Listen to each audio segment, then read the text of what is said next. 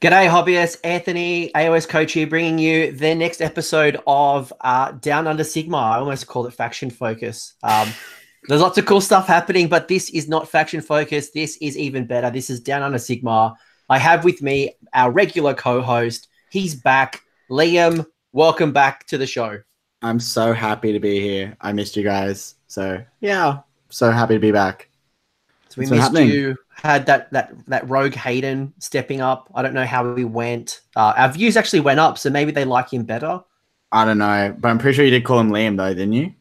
Pretty sure. And he tried to trigger you by talking about dice apps. Oh, it's the worst thing ever.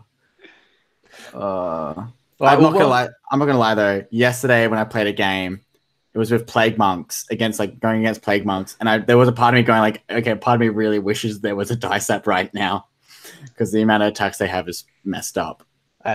This is recorded and it's going to get played back to you at some point. So no, but I'm just saying, like, I don't like them still, but a part of me was like, this would be quicker if there was one, but I still hate them. All right, well, we've got Australia's TO on the line here, and I'm sure he's got some things to say. So the first guest we're going to have today is the Herald himself, tooting his way to Age of Sigmar glory. It is Clint Herald. Howdy. I don't know if tooting is quite the word I want to go with there. So, yeah, hello, everyone. Clint from the Heralds of War, TO of CanCon. If you're Australian, you may have heard of me already. If you're international, you might have heard of me already as well. Yeah, we're here to talk awesome stuff, aren't we, Anthony? I think we are. And speaking of awesome, that picture above your head is the best Mortark, I hear. Is that true? Yeah. Yeah. So that's my framed artwork of Manfred right there. So he watches over my hobby, making sure I'm on the right path. No. So I'm a big Manfred fan, number one fan. Oh, actually, no, it's probably number two fan. You're number one. So I think we're in good company today. Yeah, I think on Twitter, Psycho Scum, I think their name is. They're a massive Manfred fan as well, so which is pretty awesome. When was the last time Manfred won a GT? When was the last time you won a GT, Liam? Oh, damn. Yep. No response. Dead air is bad. I'm pretty sure Arcan has won more GT, so. And also on the line, and poor Gabe's crying. not only is Gabe crying, but Horace, which I'm pretty sure is Wes, who is trolling me being Dave Kerr's father on the Masters stream. But we've got Gabe. So hello, Gabe. What's going on, everybody? My name's Gabriel. I run the Rune Axe Wargaming out of Brisbane, Australia. So I do a weekly blog and then various occasional live streams. And I also TO the Rune Axe Wargaming, the Rune Axe Team Championship. Got that out finally. Which is a 4-man team tournament that runs every November. I say every November. It's only been once so far, but we're running it again, so that counts. Call it the annual teams tournament, and we've only had one, but it's still annual. That's 100% success rate. That's it. Yeah. So yeah, that keeps me pretty busy. I've just started planning for that, so there's a few things in the work to make that happen, and yeah, it should be a really good weekend. Yeah, and you know, sorry, what was that? I'm super keen for that again. Yeah. I'm gonna get my tickets early. Oh baby, it's gonna be good. Liam, you've got a pretty good performance to back up this year, don't you? I think we're all parted ways. The team though, I think Clint's doing his own thing. Maybe there'll be a Herald's team. And then Chris Welfare can't make it. I think he has other commitments like a family. Aren't you in my team? That's the thing. That's the thing. I've got a new team. It's called Magro, and I think we got Hayden still. And then I think we might bring up one other person who we have a few people in mind. Mm-hmm. But I don't think we should reveal it yet because they probably don't know that we're thinking of them in their roster. Excellent. They don't know that you've picked their team for them yet. Yeah, pretty much. I know there's like a couple of people who've asked to be on my team or say like whatever team you're on, I want to be on. I'm like, well, we only got one slot left, so probably because they don't want to play you. Yeah, that's actually probably it. Man. So, all right, well, let's get back on track. And I guess the theme of today, and one of the many reasons why these two guests are on the line is we're going to talk about building a strong community. And I think no other community in Australia is as strong as Queensland's going right now. They are so impressive over the last couple of years. It's been going from strength to strength. Briscon, who's coming up soon, has cracked 100 players. So we're going to get to that topic very, very soon. And I can't wait to unpack what makes a strong community and what can we all learn in order to kind of grow and build our communities. But before we get to that, we were talking before about some of the new releases. So who wants to talk about some of the releases this week of stuff that's dropping? Which bit first? Like, mate, so much. You pick. You're the guest. You're the guest. Righto. Well, we'll go with Warcry because it looks amazing. Yep. I like Chaos Warbands. I'm like, cool. They look pretty cool. I'm like, terrain. I'm in there. I need to make so much CanCon next year, and that's all going to look amazing. So that made me really happy, actually. The terrain. Was it the bell? What made you? There's the bell. It's just different. Like there's the sort of like the iron gates, and then there's like a fallen Sigmar head in one of the screenshots as well, and it's just expanding the Age of Sigmar scenery range, and that can only be a good thing. Yeah. And it matches in with their current range really well.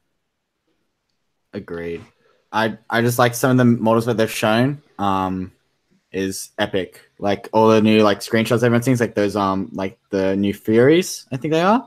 We don't know what they are yet, but like just all the warbands and all the models they've shown is epic, and also the artwork is beautiful. Yeah. Like that is like everything about it just sets the scene where it's like dark, gloomy, chaos field, nailed it on the head. So yeah, I vibe it. Gabe, you're a Chaos player? Yeah. Me? Oh, is he? Is he a Chaos player? Am I into Chaos? No, I don't know. I saw it. As soon as I saw it, I was stoked. The whole game based around Chaos Warbands. That's right up my alley. I could not be happier with the release. The models look dope. The Chaos Dwarf group was blowing up because everyone was freaking out, thinking that one of the gentlemen in the game was a Chaos Dwarf. But we'll wait and see. I'm not getting too excited just yet. No, I love it. I think it's going to be great. I think as long as we align our expectations and realize it's not going to be Mordheim, and as much as I love Mordheim, my Mordheim warband's still in the cupboard. I've got there the original sheet that I'd kind of filled up my army. As much as I want that back on, it's not coming back. But I think this is going to be really cool, and I like the models. Yeah. Well, the other cool thing is it's designed by the same guys who've done Underworlds and Kill Team. And Kill Team has killed it. Like, they have nailed it on the head. That's probably one of, like, don't want to give 40K too much credit, but seeing Kill Team has, like, been awesome to see. And I think a lot of hobbyists have come back because of that skirmish thing. So seeing something like Warcry, I think we'll get a lot of returning hobbyists into the fantasy side more, which I think will be really cool for the community as well. And also Underworlds, like, that's a really tight game.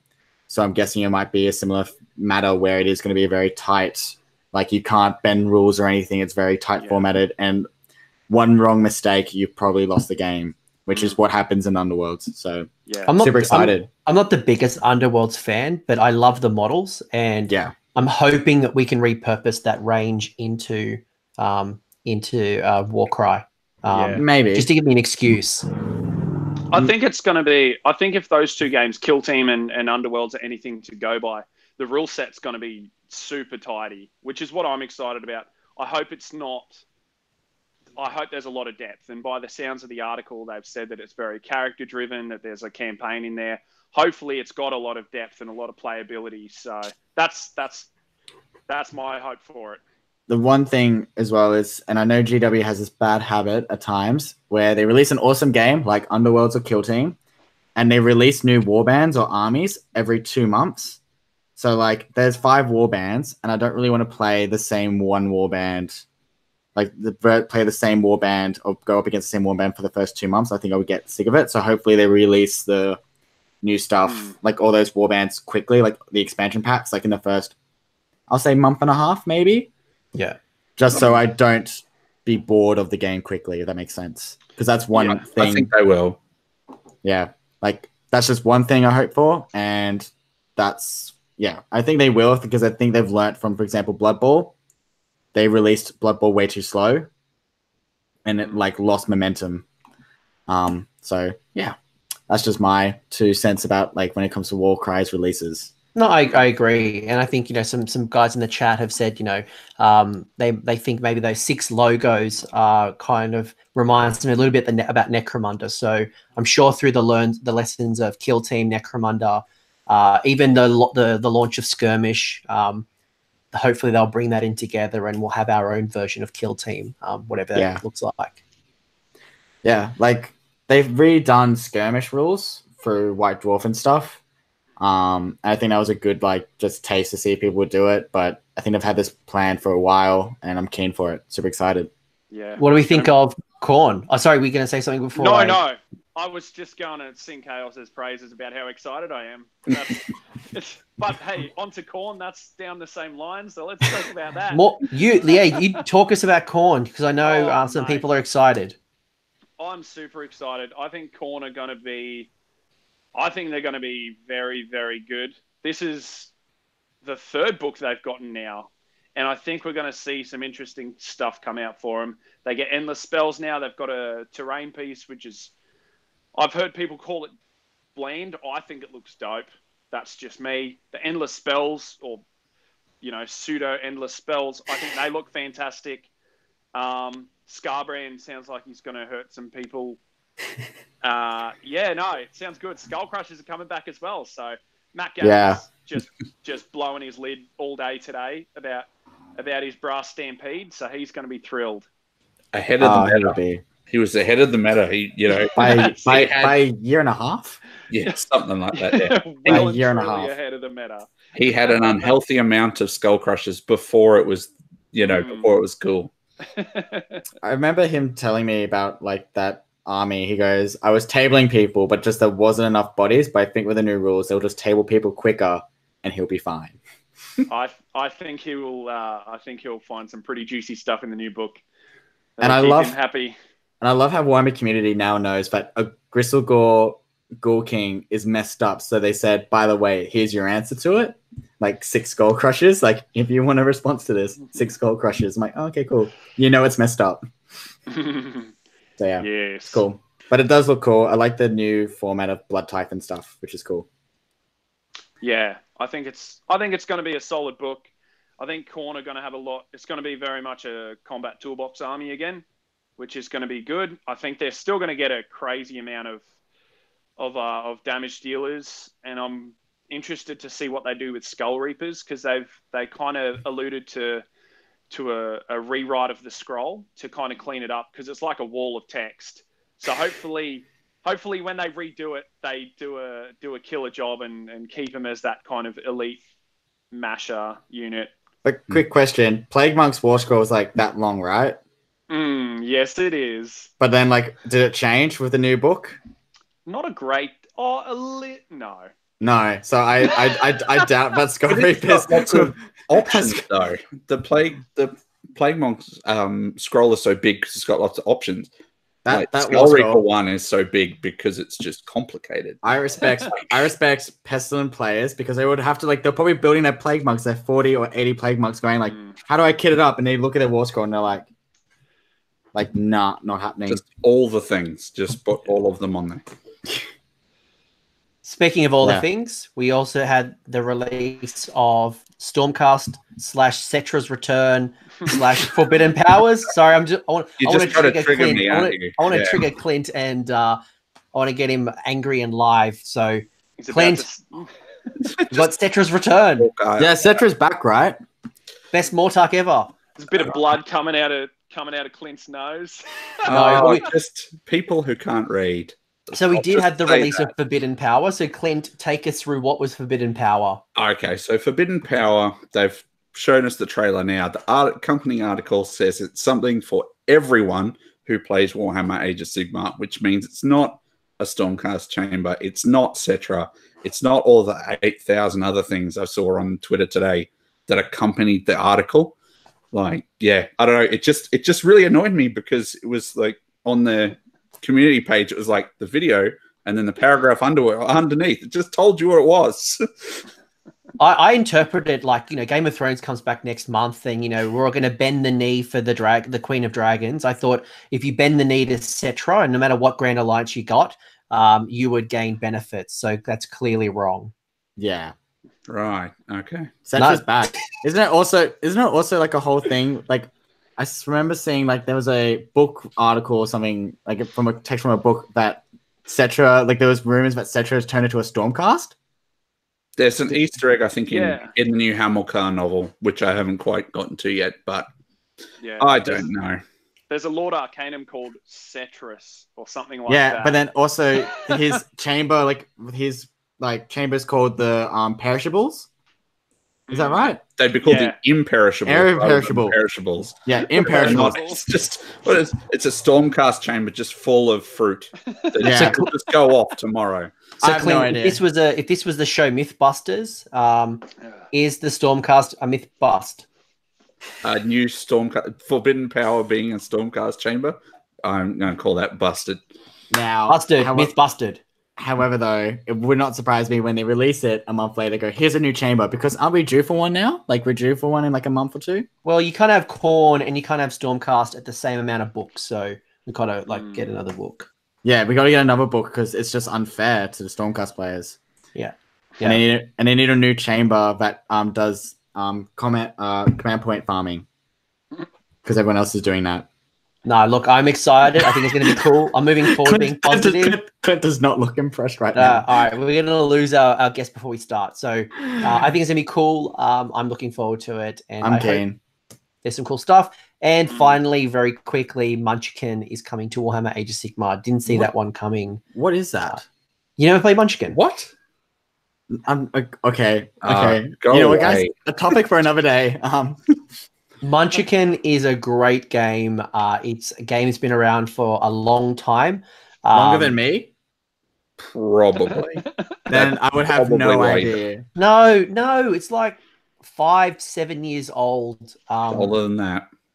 Is it older than that? But Liam's only 5 years old, so now Munchkin's great. And they've partnered with a bunch of people to create all the different sort of types. So it's interesting to see now that there's going to be AOS Munchkin. So yeah, I never saw that coming. I saw 40k stuff coming, but I never thought they'd do AOS. But that's awesome. I want an AOS Monopoly now. No, but 40k. There's enough fighting in normal AOS, let alone Monopoly AOS. Yeah, keep the fights to Twitter, not on Monopoly Bank. No more fights on Twitter, please. I lose track. Oh man. Speaking of fights, has anyone had any fights on the table? Have we played any games? That was the Gamma news, by the way, and I'm sure we're going to hear some stuff coming over the coming weeks or end with the pre-orders for Khorne coming. But have you guys played any games recently? Well, I played a game last week. Took the Chaos Dwarves out for their maiden voyage in a practice game, and thankfully, after spending a metric ton of money on them, it turns out that they're okay on the tabletop, which is a relief. So, no, I'm stoked with them. I'm madly trying to get them all done I got tickets to Heat 1 and to Briscon, so I'm madly trying to get them all painted up for that. But it's like 3 and a bit weeks away, so I've got a lot of work to do. But yeah, I played a game with them, and I'm really happy with how they play. #RealArmy. Yes. Yes. And dispossessed is a fake army, yeah, like not a real army. Oh, Or dispossessed aren't the best dwarves. That's right. They're the worst dwarves. They're the worst not dwarves. The best dwarves. But Chaos it's dwarves okay. all the way. It's okay because no one plays dispossessed.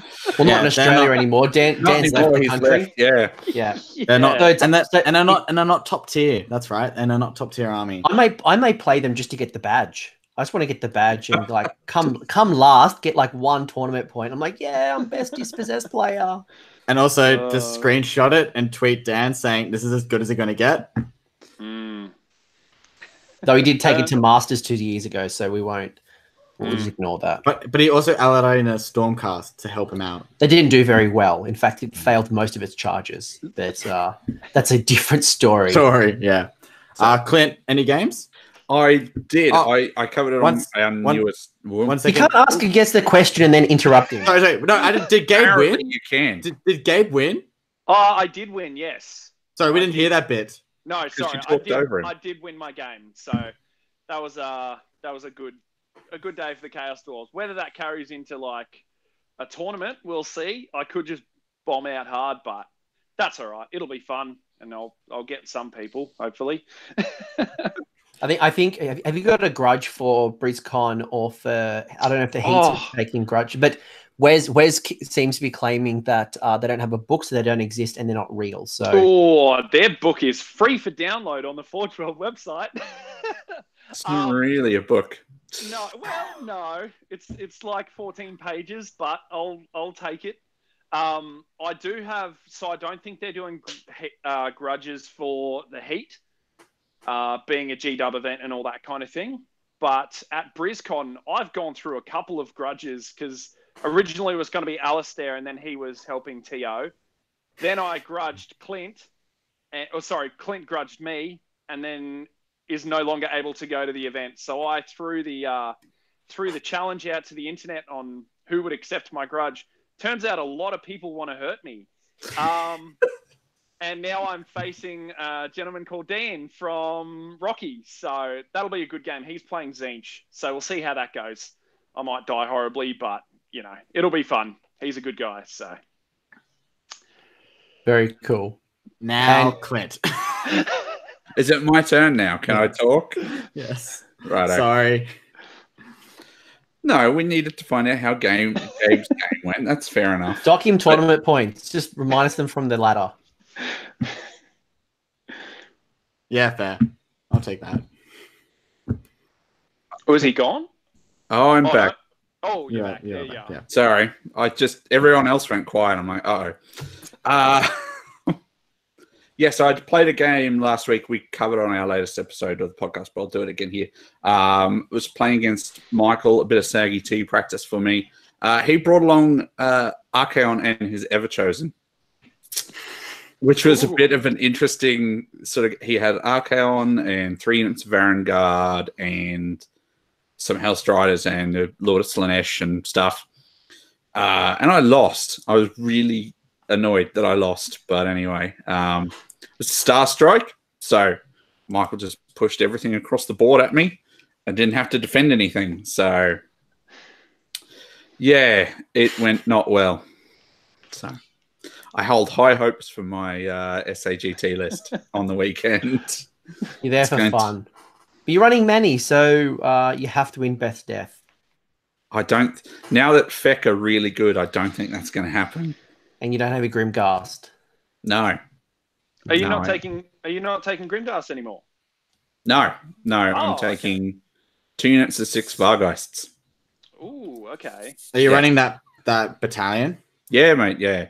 So it's it's a 5-drop death army, which is fairly rare for Legion. Yeah. They don't run battalions. They just Grimghast spam. No, run battalions. Extra command points because we can't command point farm, and unless you want a low drop. So what is it? Everscott's Brooch or whatever. You can command point farm. Oh, that's in there. Don't worry. Okay, cool. So, yeah. So that was my game, and I doubt I'll play a game this week before Saggy T. So, which is obviously this weekend coming up. Very exciting. We'll talk about events soon. But Liam, you played a game. I saw you play a game yesterday. Yeah, I took the fresh feck out. Gristle Gore or hashtag Gristle, whatever the new hashtag is. I don't think I'm allowed to say on this channel. Anyways, so I took that out. So my list currently is like a Borrowed Ghoul King on Terra Guys, 2 Archregents, and 3 Big Beasties, 2 Terra Guys and 1 Zombie Dragon, Royal Menagerie, and all the feck ender spells, aka the Ben Johnson list. And I'm not gonna lie, they're messed up. Like big beasties just running around eating things. I learnt a lot in that game. Like I learned about where I have to play stuff. I got a major loss against Jordan, who with his Nurgle. And he's got a really, I gotta say, out of all the Nurgle lists I've seen and played against, his one is the most interesting and most fun to play against. Because he's got Blight Cyst with 40 Plague Monks, 30 Plague Bearers, and a Vermin Lord Corruptor. Which is like, he's got the best of best Bobs of Skaven, and the Corruptor has Sword of Judgment in his list. And it's just like, and since my whole list is monsters, he's like, die, die, die, die. I'm like, oh, okay. But really cool, had a lot of fun. Feck book is awesome, and running, like moving 8 models compared to like 120 is a lot more enjoyable at the moment. And also rolling less dice compared to 120 attacks from Witch Elves. So yeah. Is it only 8 models after turn 1? Oh yeah, after that it's like 40 calls and stuff. It's great. Like and also the cool thing about it is with Feck, I think, and we might see this with some other armies when it comes to summoning, like for example Khorne, using the summoning mechanic a lot more, is like it's actually really flexible, that kind of list, because the Arch Regent, you don't have to summon just ghouls, you can summon either ghouls, a courtier, or knights. Like you can just pick and choose. Field and like depending on your opponent, so super flexible, which is great. But man, Archregents are messed up for 200 points, and I'm happy to say that. Like it, and also that throne, just saying like, oh, if you're near it, which you will be at the end of turn 1, you don't have, like, it's for free. You're like, cool. So yeah, I had a lot of fun. I'm looking forward to just practicing that army a lot more. And yeah, we're going to take it out to Canberra event, that one for the war veterans and Borders War. Yeah. So yeah, Cool. so I'm super excited, and I grudge Jesse for that, and I'm pretty sure he's also taking Feck. Ooh. So Feck off. So you both used to be daughters. Now you're both gone into Feck. Filth chasers is what they are, basically. You know what? I'll take that 100%. Like I did daughters, and I will soon be doing Slanesh after Feck. So yeah, Filth Chaser. I'll take that. Fair enough. Well, I admit it. Good. Glad you're owning it. It's the first step. Yes. Yeah. First step, owning it, and then building it. Oh gosh. Let's not encourage Liam. Every day he sends me basically like a new army list, and he never goes through most of them. So that mixed order elf list though was a great idea. But yeah, and you had like your female vampire army, and you had Slanesh, and you've had like millions of ideas. So it's so bad. So I played Dan Brewer the other day. So I had an awesome game. I wanted to get some exposure. Clint, ready for this one? Wanted to get my last practice in for Adepticon. Are you going to Adepticon, Anthony? Oh my god, I hadn't idea. Heard. Wait, what? What's Adepticon? Oh dear. Guys, got your system now? Yeah, I suppose. All right. Feel free to continue, but I played my last game heading into that. I wanted to get test my army, get some ideas, see what Skaven was like, and playing the master, probably one of the best Skaven players, if not the best Skaven player in the world. Dan was great. Had a very close game to a point. Some things didn't go the way. My Mangler Squeak moving 4 off 3d6 wasn't very good. Oof. If he would have got the charge like I needed and not roll a 4 to move, it could have been a different game. But those acolytes rolled 60 damage to my colossal squig.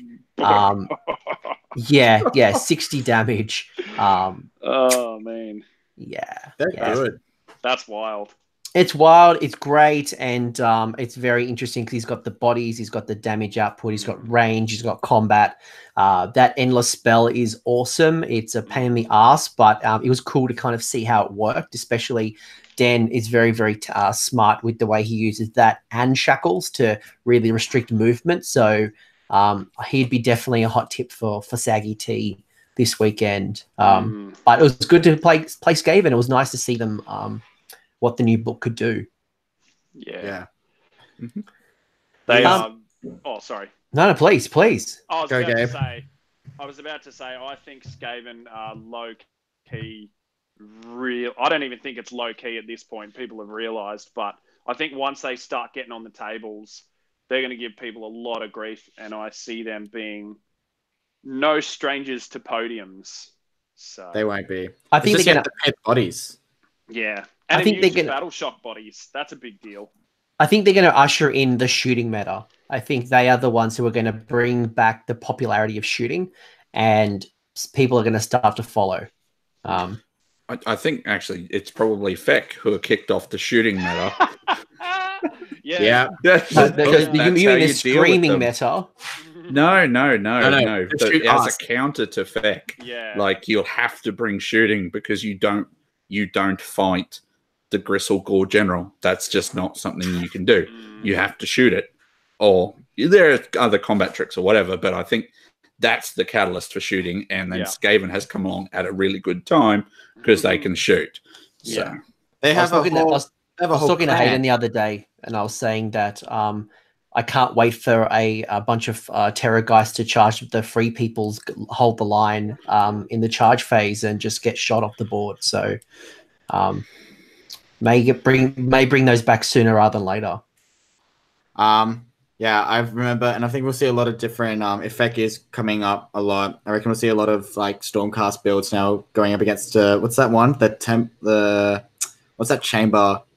Astral Templars.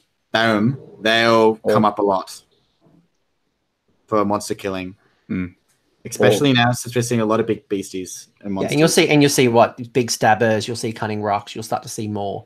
Well, I reckon we'll see like Bloodthirsters with Khorne. We're seeing Vermin Lords with Skaven. A few of the other new books are coming out with monsters, so it wouldn't surprise me if we rock up with Astral Templars being like, "Cool, you got monsters? We have an answer to it."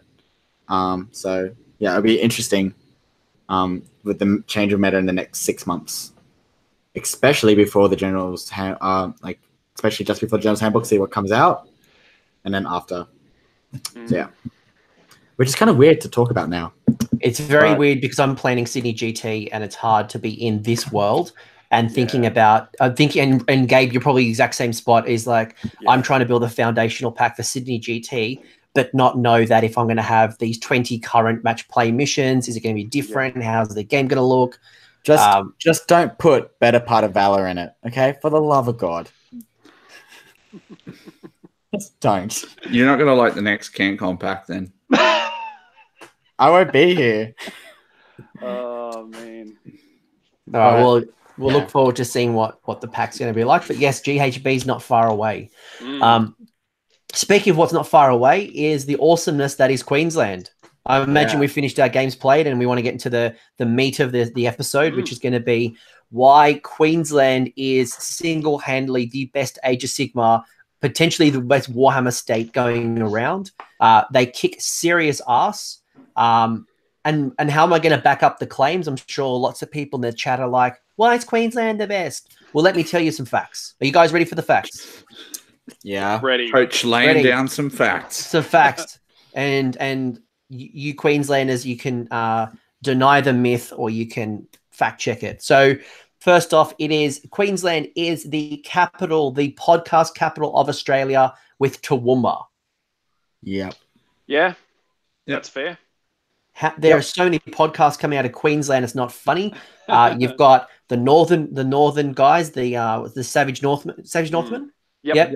You've got the Failed Charge. You've got Heralds of War. You've got Mango Radio or the Mango Mafia Radio. I'm sure there's lots of other podcasts that are out there. And there's ones coming up soon, like Hayden's long planned one. And Friends. And Friends. You have the home. So that's a fact, right? Yeah. Sorry. 1 second. I've just got to take my daughter back out of the room. I'll be right. back in a second. Yep. Clint can fact check me. So Clint, we got the home of the master. Not only is it the home of the master, but he's the back-to-back master. He lives in Queensland. That is correct. He's correct. You are the home of the Warhammer Championship store, where you're going to be running the 2 heats and well, not you personally, but this store is going to have the crowning of a Warhammer champion. Correct. You have hosted the most prestigious events, or some of the most prestigious events. You've hosted Briscon, RCGT. Yep. The first ever Masters. Yep. Rune Axe. Rune Axe. Yep. And I swear there's another one there, but I will think. Well, there's a few there. There's been a lot. I think that's pretty much it for big ones. There was like BCGT or something. Brisbane City had event. Like you guys have had a lot of events, and I know the Gladstone crew or Gladstone. Yep, you got the Townsville guys are doing events. There's more events coming up, but just from a calendar point of view, you guys have run some of the best events. Yep. Yep. And Briscon is 100 players. Mm-hmm. And what was the first Briscon again? How many did we get? Briscon was about 26 the year that the Heralds ran it. Yeah, 26, and then it's just bumped up due to community growth to 100, which is epic. Mm-hmm. So 4 times. Yep, and most of Briscon, Dave Kerr's the TO for that this year and last year, and most of the attendees for that are Queenslanders. Yes, I think it's like 90% of the 100 are Queenslanders. I remember the first year it was 14 of us from New South Wales. It was about half, yeah. Half, where we did the first State of Origin challenge, which was went really well. Now, who won that one again? Anyways, cool, awesome. Anyways, but yeah, then now the fact that you guys literally are so self-efficient, but now you got 100 players in one event that's all yours. Like everyone from there is spot on. 100. I got one more fact as well. It is the home of the best TO in the world. It's Australia's father, the grandest TO of them all. Australia's father. It's Gabe. No, hey? Clint. No. I was like, come again? That doesn't sound right. Clint, do you live in Queensland? Yes, right. I do. I should have had a 4X here because Queensland is the best, and I want to dig deep into. Awful. It's hot garbage, but it's god awful. What makes Queensland great, and tell us about the Queensland scene to the rest of the internet? Who wants to start? I'll go. Cool. Okay. Did you put your hand up, Liam, to start? Because that was weird. Who's best to talk about Queensland than Liam? Well, Liam is the bandwagoner with armies, so he may be jumping ships. Yeah, he's going to be a Queenslander tonight. No, Queensland's a weird thing because most of us are all pretty much within 2 hours drive of each other, like most of the population. Toowoomba has so where I'm from, Toowoomba, which is about an hour and a half from Brisbane, we have a huge scene for regional city, hence 2 podcasts. I think it's the most AOS podcasts per 100,000 people or something like that. In Australia, maybe the world, who knows? And there's a lot of cross pollination between the Toowoomba folks and the Brisbane folks, and even though there's a bunch of different Brisbane groups, north and south and that kind of stuff, we all go to everyone's events, and that just creates that sense of community. Whereas this is no disrespect to people from Sydney, but I've heard people say they didn't want to go to a tournament because it was an hour's drive away. So, and that was for like a 2-day GT or something like that. I'm sure that happens up here, but it was just, I think we seem to be more prepared to drive the distance to play. And yeah, so Brisbane folks come up to Toowoomba all the time, and we've just got that a fairly close-knit community, even though we're all a couple of hours away. And we've got a bunch of folks who take the initiative. Gabe with his team tournament, the Brishammer boys who have started with their Brishammer events and are building their way up to the GT. When AOS first came out, it was myself and Mark Warhurst in my shed playing AOS, and we just went, right, we have to make this bigger because it's really fun, and we just worked at that as well. And then lo and behold, CanCon happened, and just by all these different proactive people in the scene just pushing it and pushing it and pushing it and doing their best for it, I think has really helped Queensland get where it is. Cool. I think before I ask Gabe, I just want to call out the testament as well to yourself, Clint, where you run CanCon, and for our guests who aren't really aware of this, CanCon is what's the distance between Toowoomba and CanCon? It's it's probably like a 13, 14-hour drive.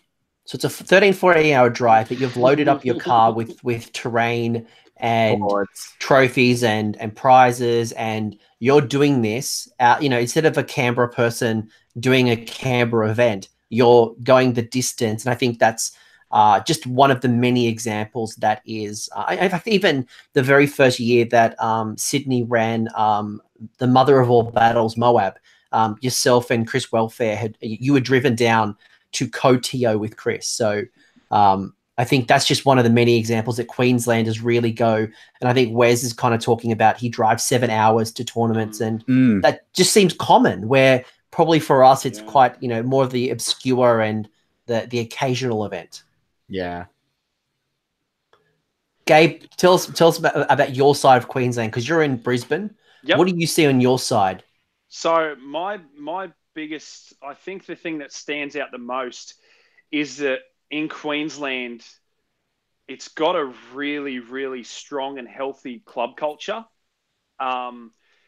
where there's a bunch of clubs, there's a bunch of people who aren't in clubs, and everyone gets along. There's no rivalries. Everyone is more interested in having a fun game than they are in kicking someone's teeth down their throat. So you've got the Mango Mafia, you've got Brishammer, you've got Failed Charge, Savage Northman. These are all clubs who are really proactive in their scenes.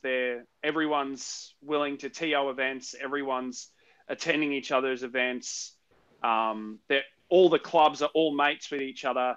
People who aren't necessarily, aligned to a club, they're all mates with everyone as well. There's none of that. Everyone kind of leaves their egos at the door. And that's something that I really enjoy, is because I know that going to an event, there's a 95% chance that every single game is going to be fantastic, just because of the people, because everyone wants it to be fun and everyone works towards it.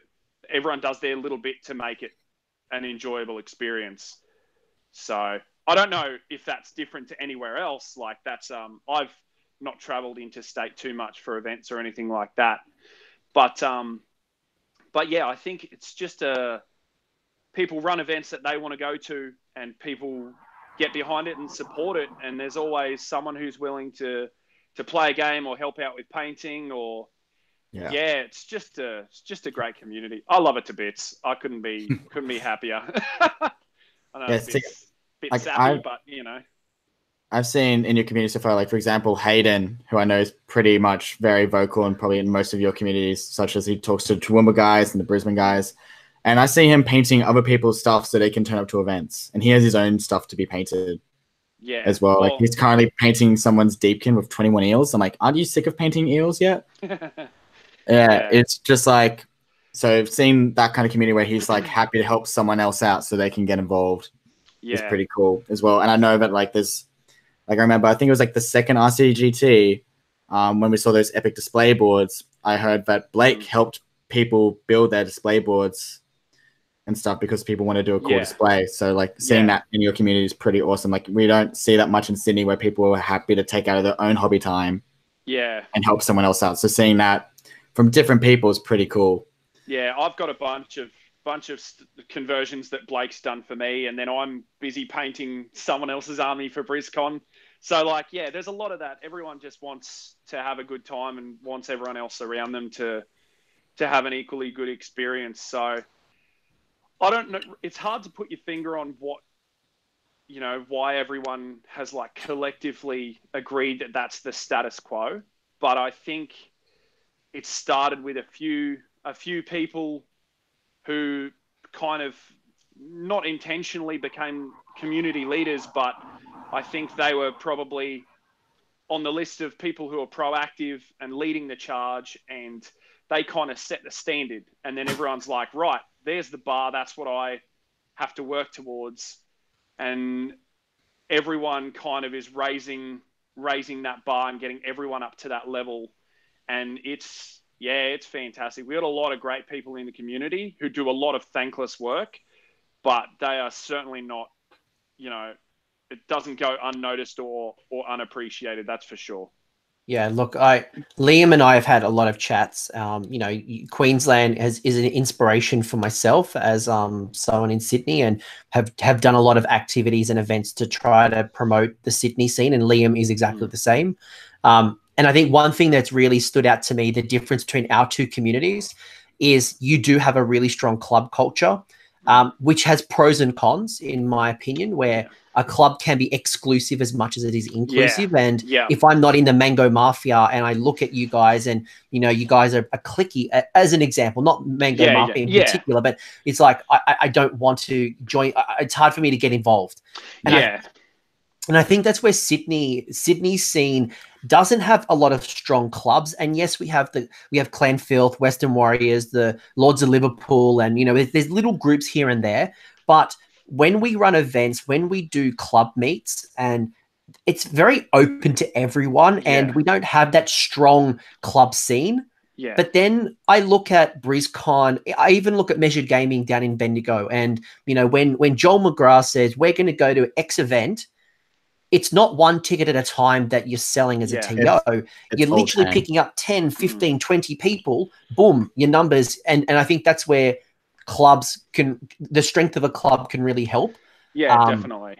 And I think that's one thing that I think all the clubs individually have taken on a bit of responsibility in being very aware that that's a danger that you can slip into, having that, I'm not part of a club, therefore I don't feel welcome or anything like that. Because it's such an open scene, everyone just wants to have fun.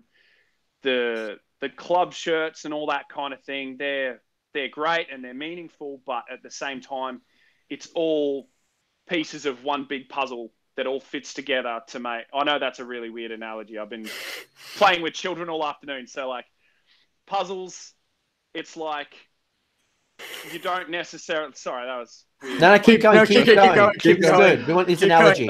We want to hear this. You're playing puzzles. So, yes, I've been playing puzzles with my daughters. So, basically, like each club is a piece of the puzzle, and while each piece is important, and I've completely lost my train of thought.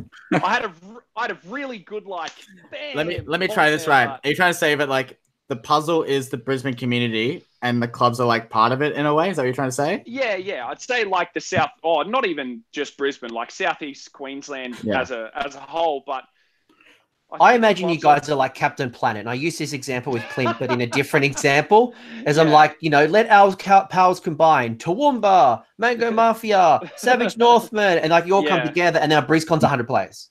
Yeah, and I think there's it's good because it doesn't feel like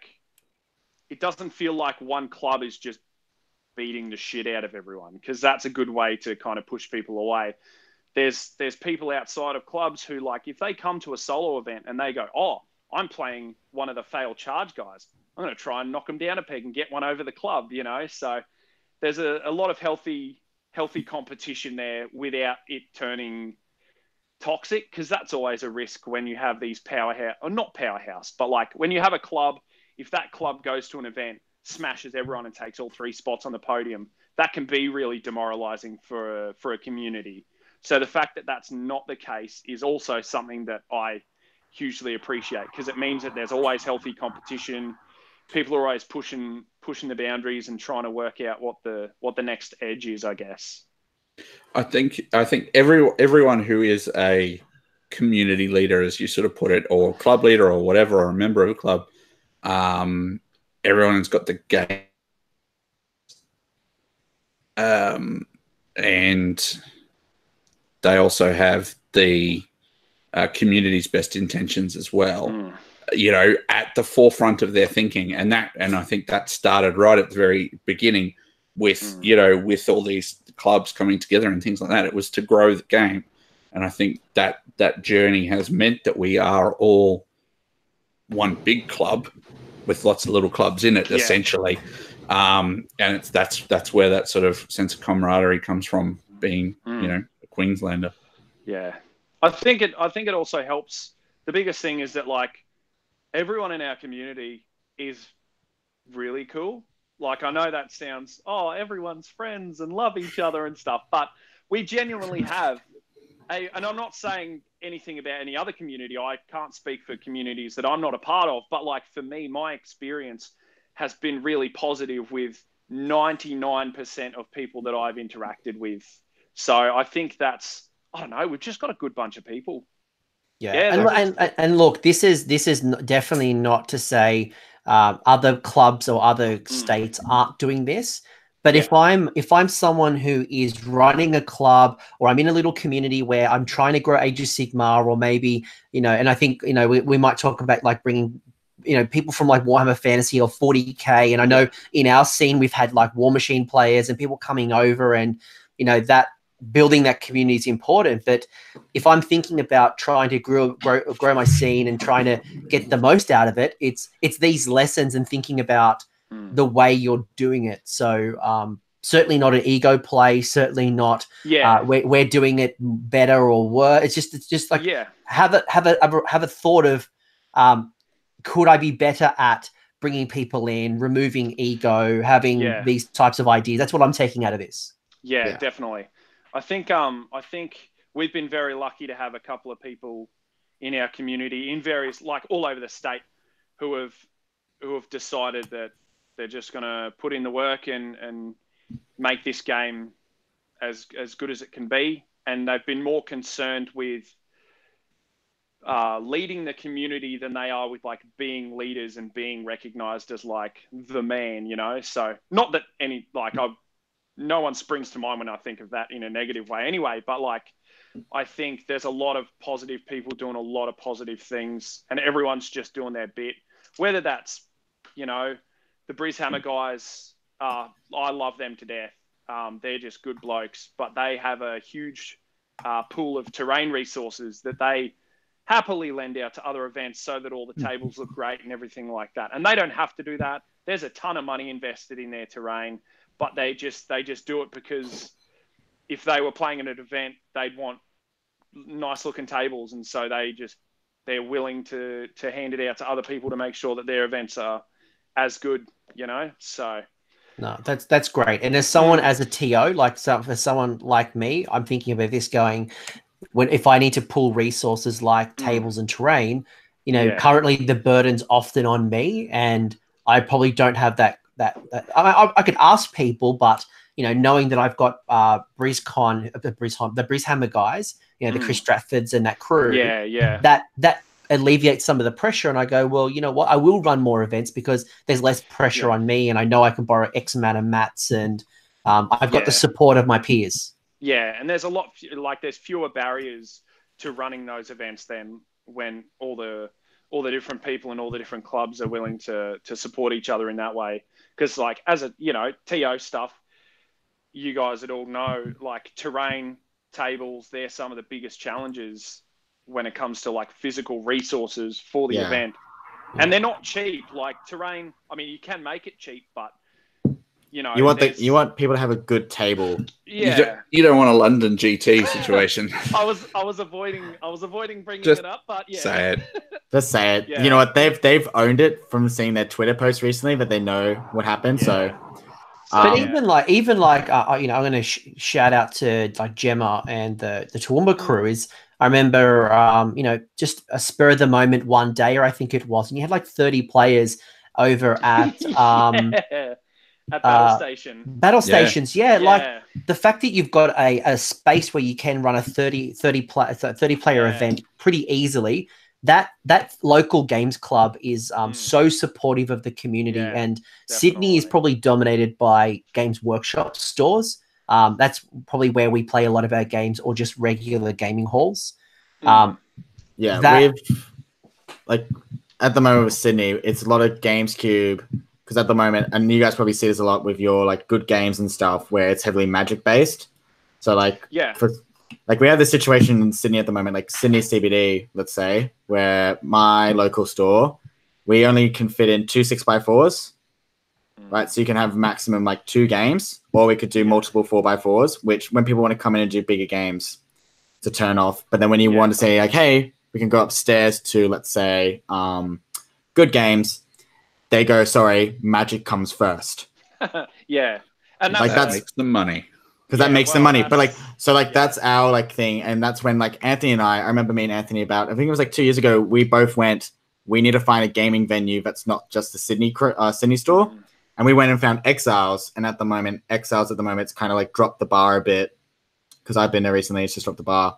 But it's kind of cool to see that you guys have all these battle stations and stuff. And we have some places now trying to step up their game.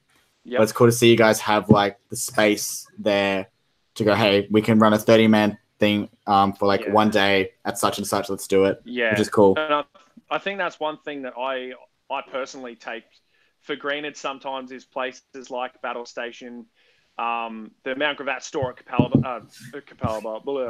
Mount Gravatt store is huge, and they've got a bunch of tables. Like there's these venues that have space, which is a resource. Again, it's a resource that can be hard to come by. So we're very fortunate in that regard.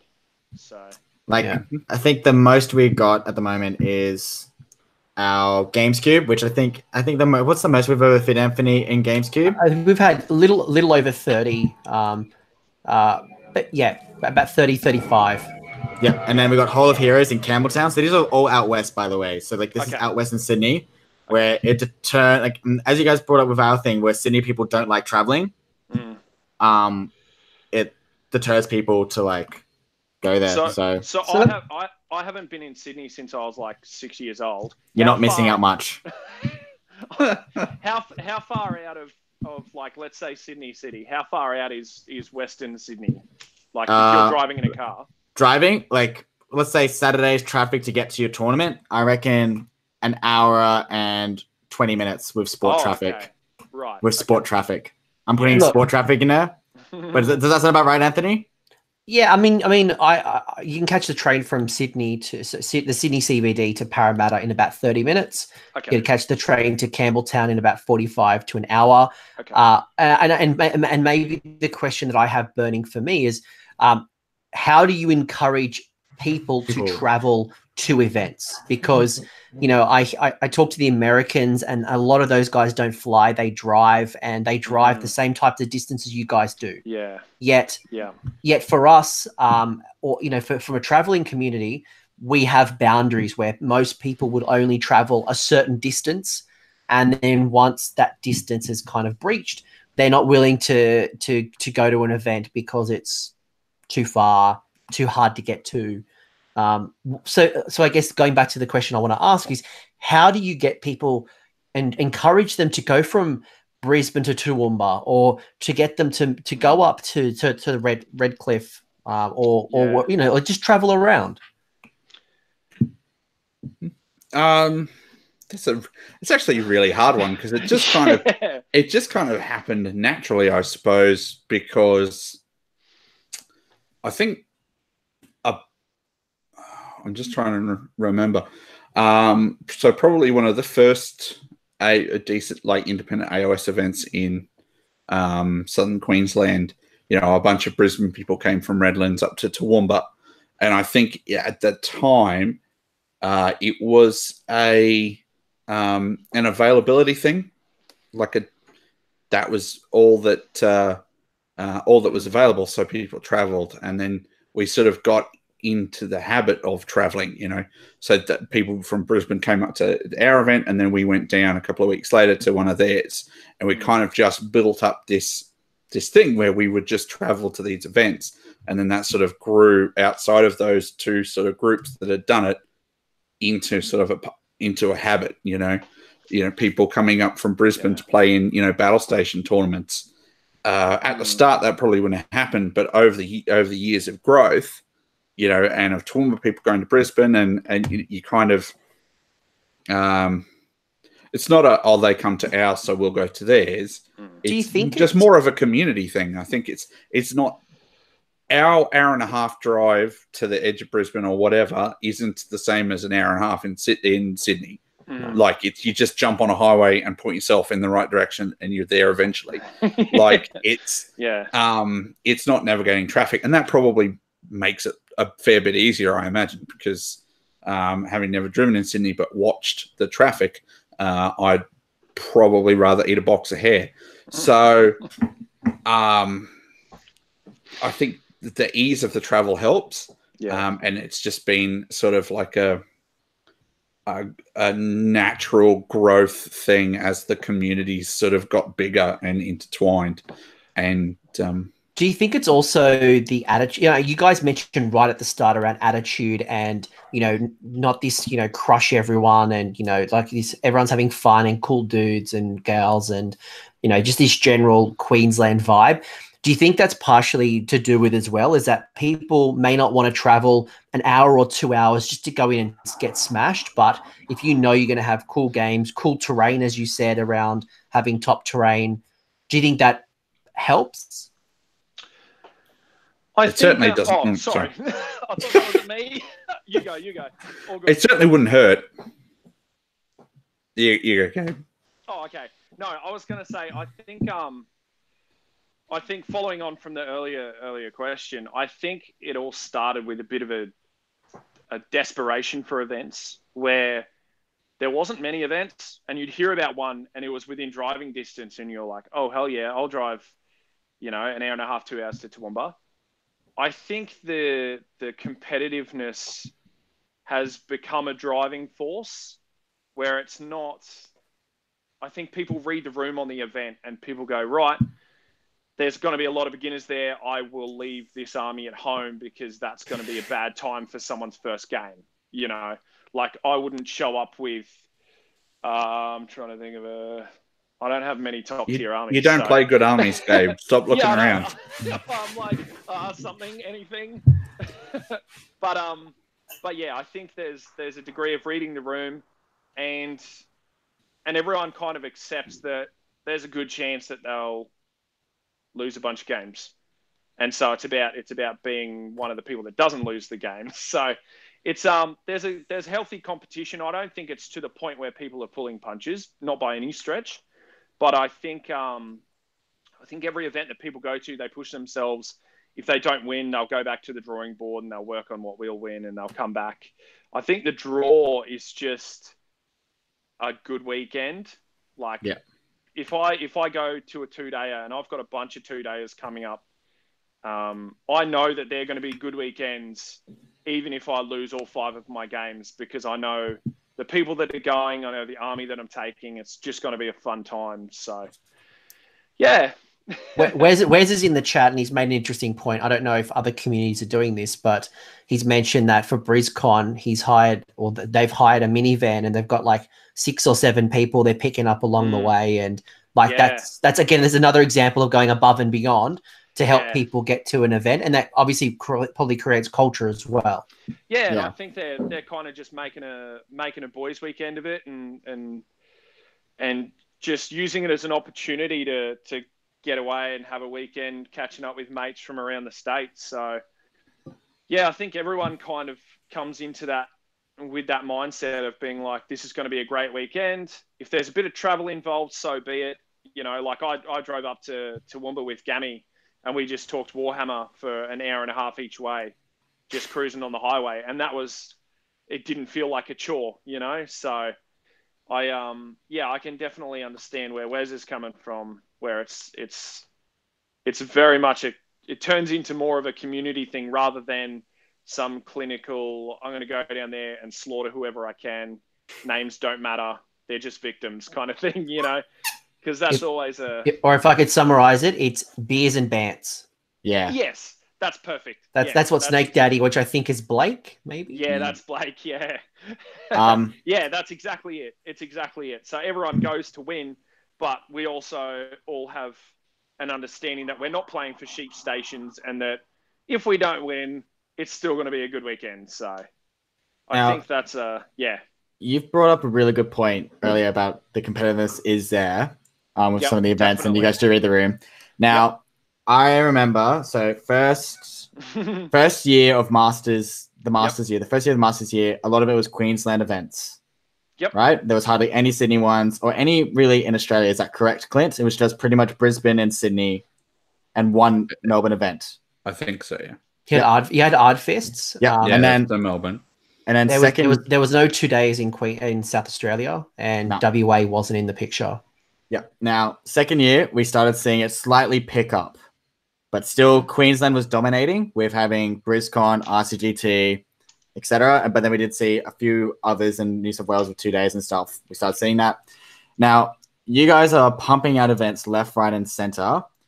Yep. Now, do you guys think that the master rankings, especially the new rule set that has come in through Clint and his the Masters team, has that affected the amount of events that you guys are ramping up? Oh, I genuinely don't think it's slowed much down at all. Okay, because I've also realized that all over Australia there's more events now with 2 days and looking for 40+ players to attend. Yeah, I think there's definitely a place for those events, and I think there's enough now in like this year particularly coming up. You look at the tournament calendar for Australia, and it's jam packed. It's jam packed. Like I myself not doing an event because it conflicts. Like no matter what date I'll pick, or just conflict with another. Yeah. I think I'm gonna say I love the new rules. I think the new rules for rankings are fantastic. Because what it does is it means you can go to one of those 1,000-point, 1,250-point events, 1,500, whatever, and there's no pressure. You can take an army, you can try stuff out, and there's not going to be any like outside consequences other than at the event. I don't think it's slowed down the number of events. I think all the same events are still running. I think people are still passionate about it. You've got Luke Stone is running a narrative event soon. Which is awesome. Which is awesome, but it's also getting numbers, it looks like it's going to be a killer weekend. And narrative is something, there's the running joke that, narrative, blah, blah, blah, blah, blah. But there's an event and people are going to it. So there's a market for all kinds of tournaments. I think that it's easy to get tunnel vision. If you're a competitive player, it's easy to get tunnel vision and only see those 2-day 40-man events. But I think there's a lot going on outside of that. Well, and you're a great example where you've run the team events quite successfully, and that obviously fosters a different type of tournament. Yeah. Which also it's an event now that people are booking in their calendars for. Like people want to go to that event, which is epic. It's great. It's not ranked. It's not, some teams take it really seriously. Other teams are not taking it seriously at all. They're just going for a boys' weekend. But it shows that there's still a very, very healthy audience for events that aren't necessarily like. I think there's Age of Sigmar exists outside of Masters. Yeah. And I want to call out Wes again, who's very vocal in the chat at the moment, where he's talking about, But he's making really good points where he's saying, who cares about Masters rankings? It's about having fun. It's about, beers and bands. It's not about winning and losing. It's about having fun with your mates. And, you've said it as well. It's the perception and even maybe the expectation leading into an event. And if you're going in with a competitive mindset and you don't win an event, you may have a bad time. So you won't travel, you won't go to as many events, you bring these dick lists. But if you're having fun, win, lose, draw, beers and bants, catching up with old mates, having a laugh, then every event's a good event. And I think sorry, Clint, I'm gonna jump in one and then I'll get out of the way. But I was gonna say, like, with Masters you've got 16 spots. There are a ton of players. And for me, like, I know perfectly well that I am not going to hit one of those 16 spots. I just don't play at that level, and that's fine. So have your faith. Believe in the Chaos Dwarves. Believe in the Chaos Dwarves, mate. Oh, mate, depends who you talk to on whether they are going to Masters or not. Yeah. But that takes a lot of pressure off for me at events because I'm like, for me, rankings aren't a priority. Yeah, I'd love to do well at them, but I'm not going to lose my mind if I don't place well. I'm more interested in going to an event, having fun, and wishing the best of luck to people who are going to that's their goal is getting to Masters. So, yeah.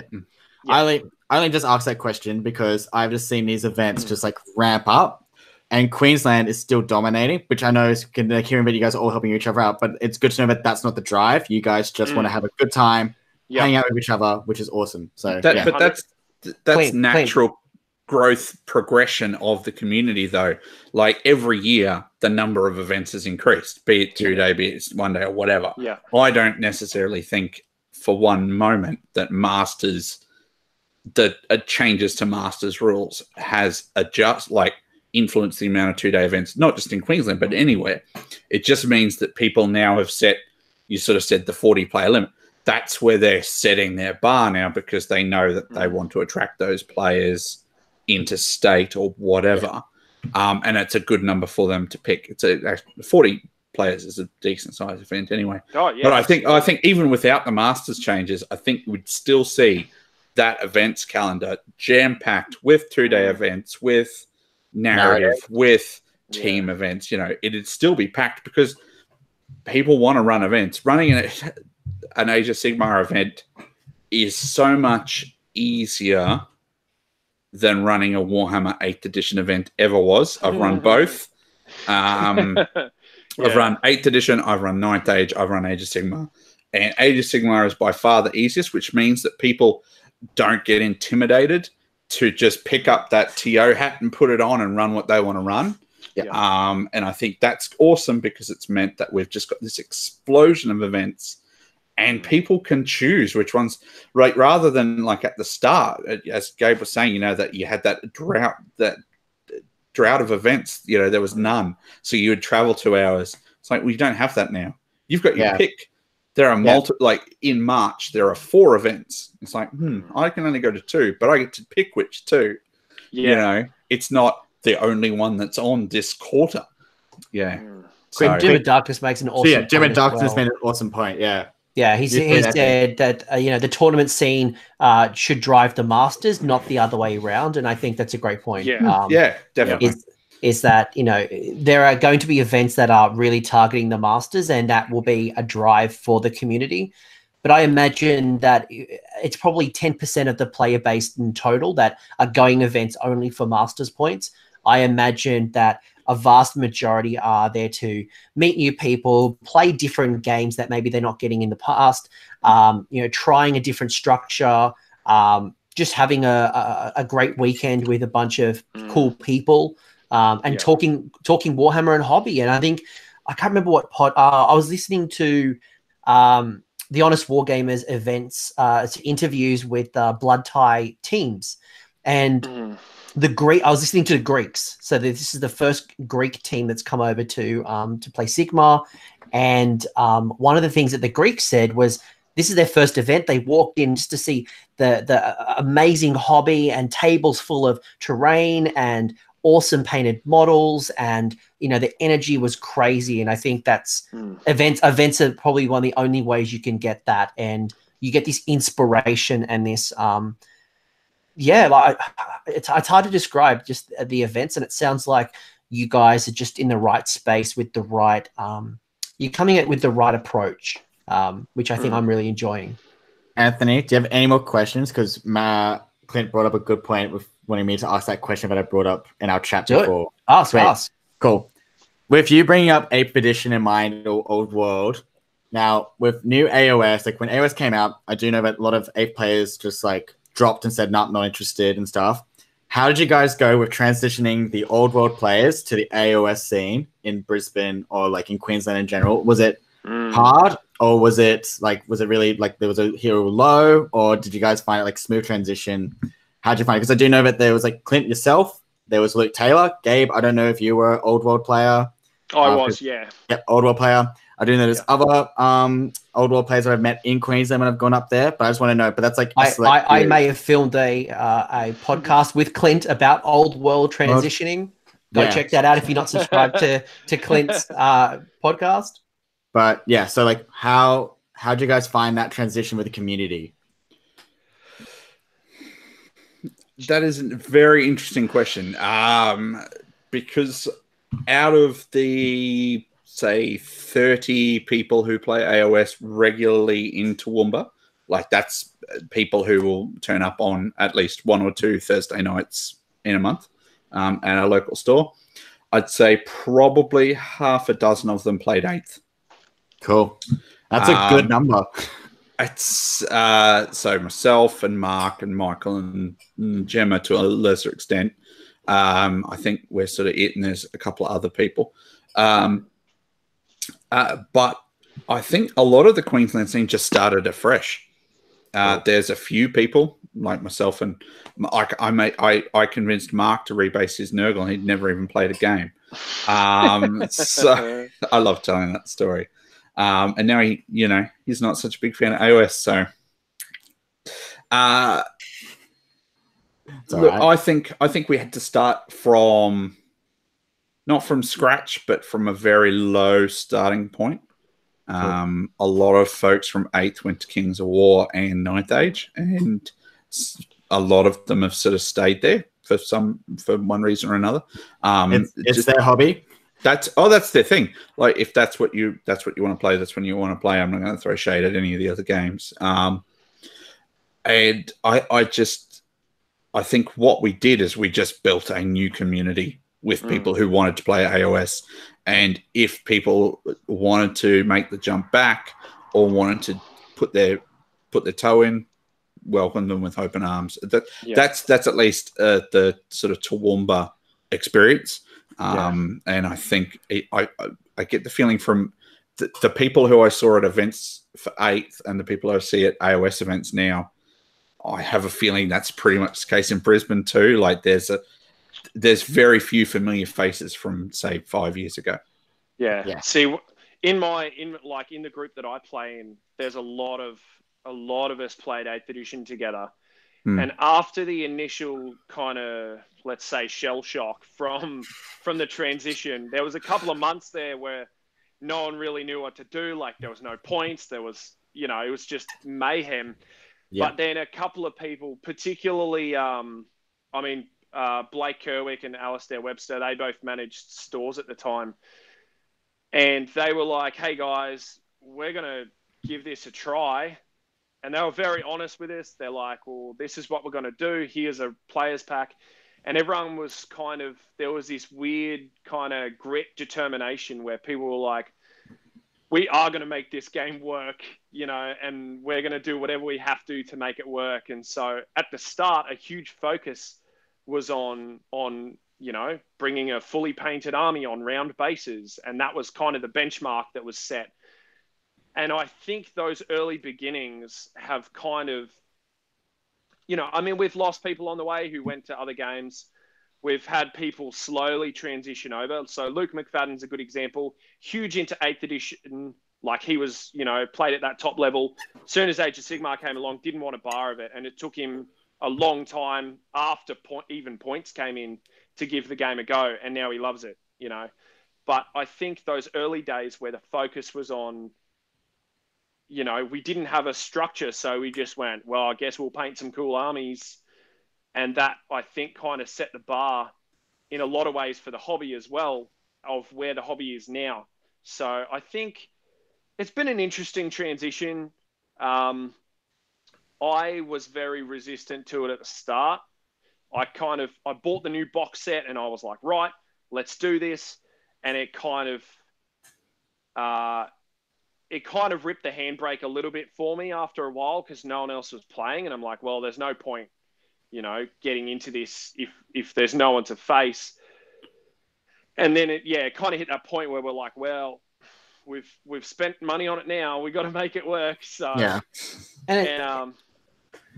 one thing that's really interesting to me, and you know, the chat's also reinforcing this, is, you know, it's not just the old school Warhammer players, you know, who have gone to Kings of War or 8th edition or the 9th Age or whatever, but you've also got this wave of 40k players who are either burnt out from 7th edition, they're not happy with the constant meta shifting.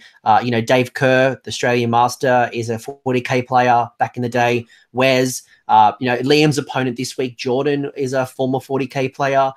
You're starting to see those guys starting to transition, and what I'm hearing as well is this inclusive environment and kind of welcoming and bringing them in. And I think sometimes we as Sigmar can be quite protective and defensive of our community and really locked down, and you know, because it's been battered by abuse and there's just been negativity at times.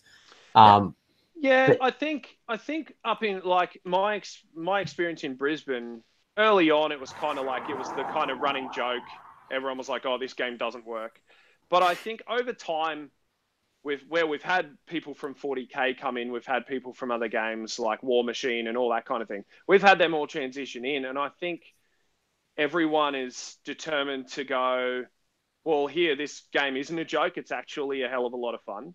And there's been a real concentrated effort to bring those people in and to include them and be like, see, this is good. You know, this is a good game and the community is great. And so I think I haven't seen as much of that, like, I guess, protective side, because it's been very open doors from the start, because people, like at the start, we just needed to find people to play games against. That was half the challenge. So we'd play against whoever we could.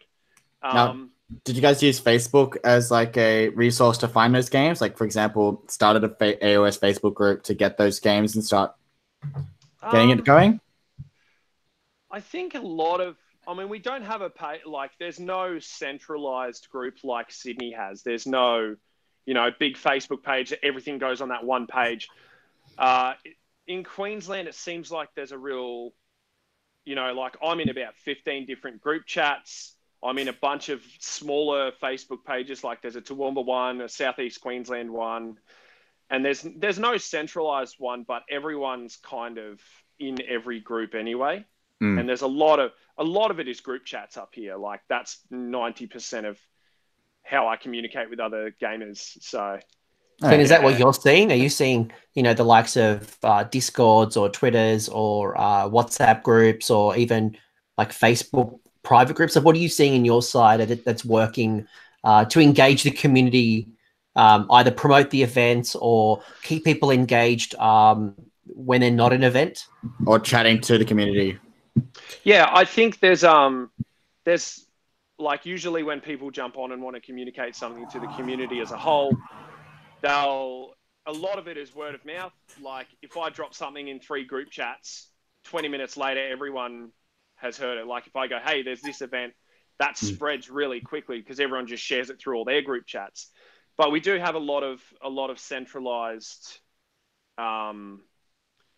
pages, I guess, like the Southeast Queenslanders or whatever, I think. Like that's a good one. There's a big Brisbane Warhammer group. That's a lot more, like, that's very comprehensive of all games. But there's a lot of it we'll see an event that's recommended to us, and often the events on Facebook are where a lot of the community happens. But yeah, there's no one group. It's kind of just a big spider web of people, really.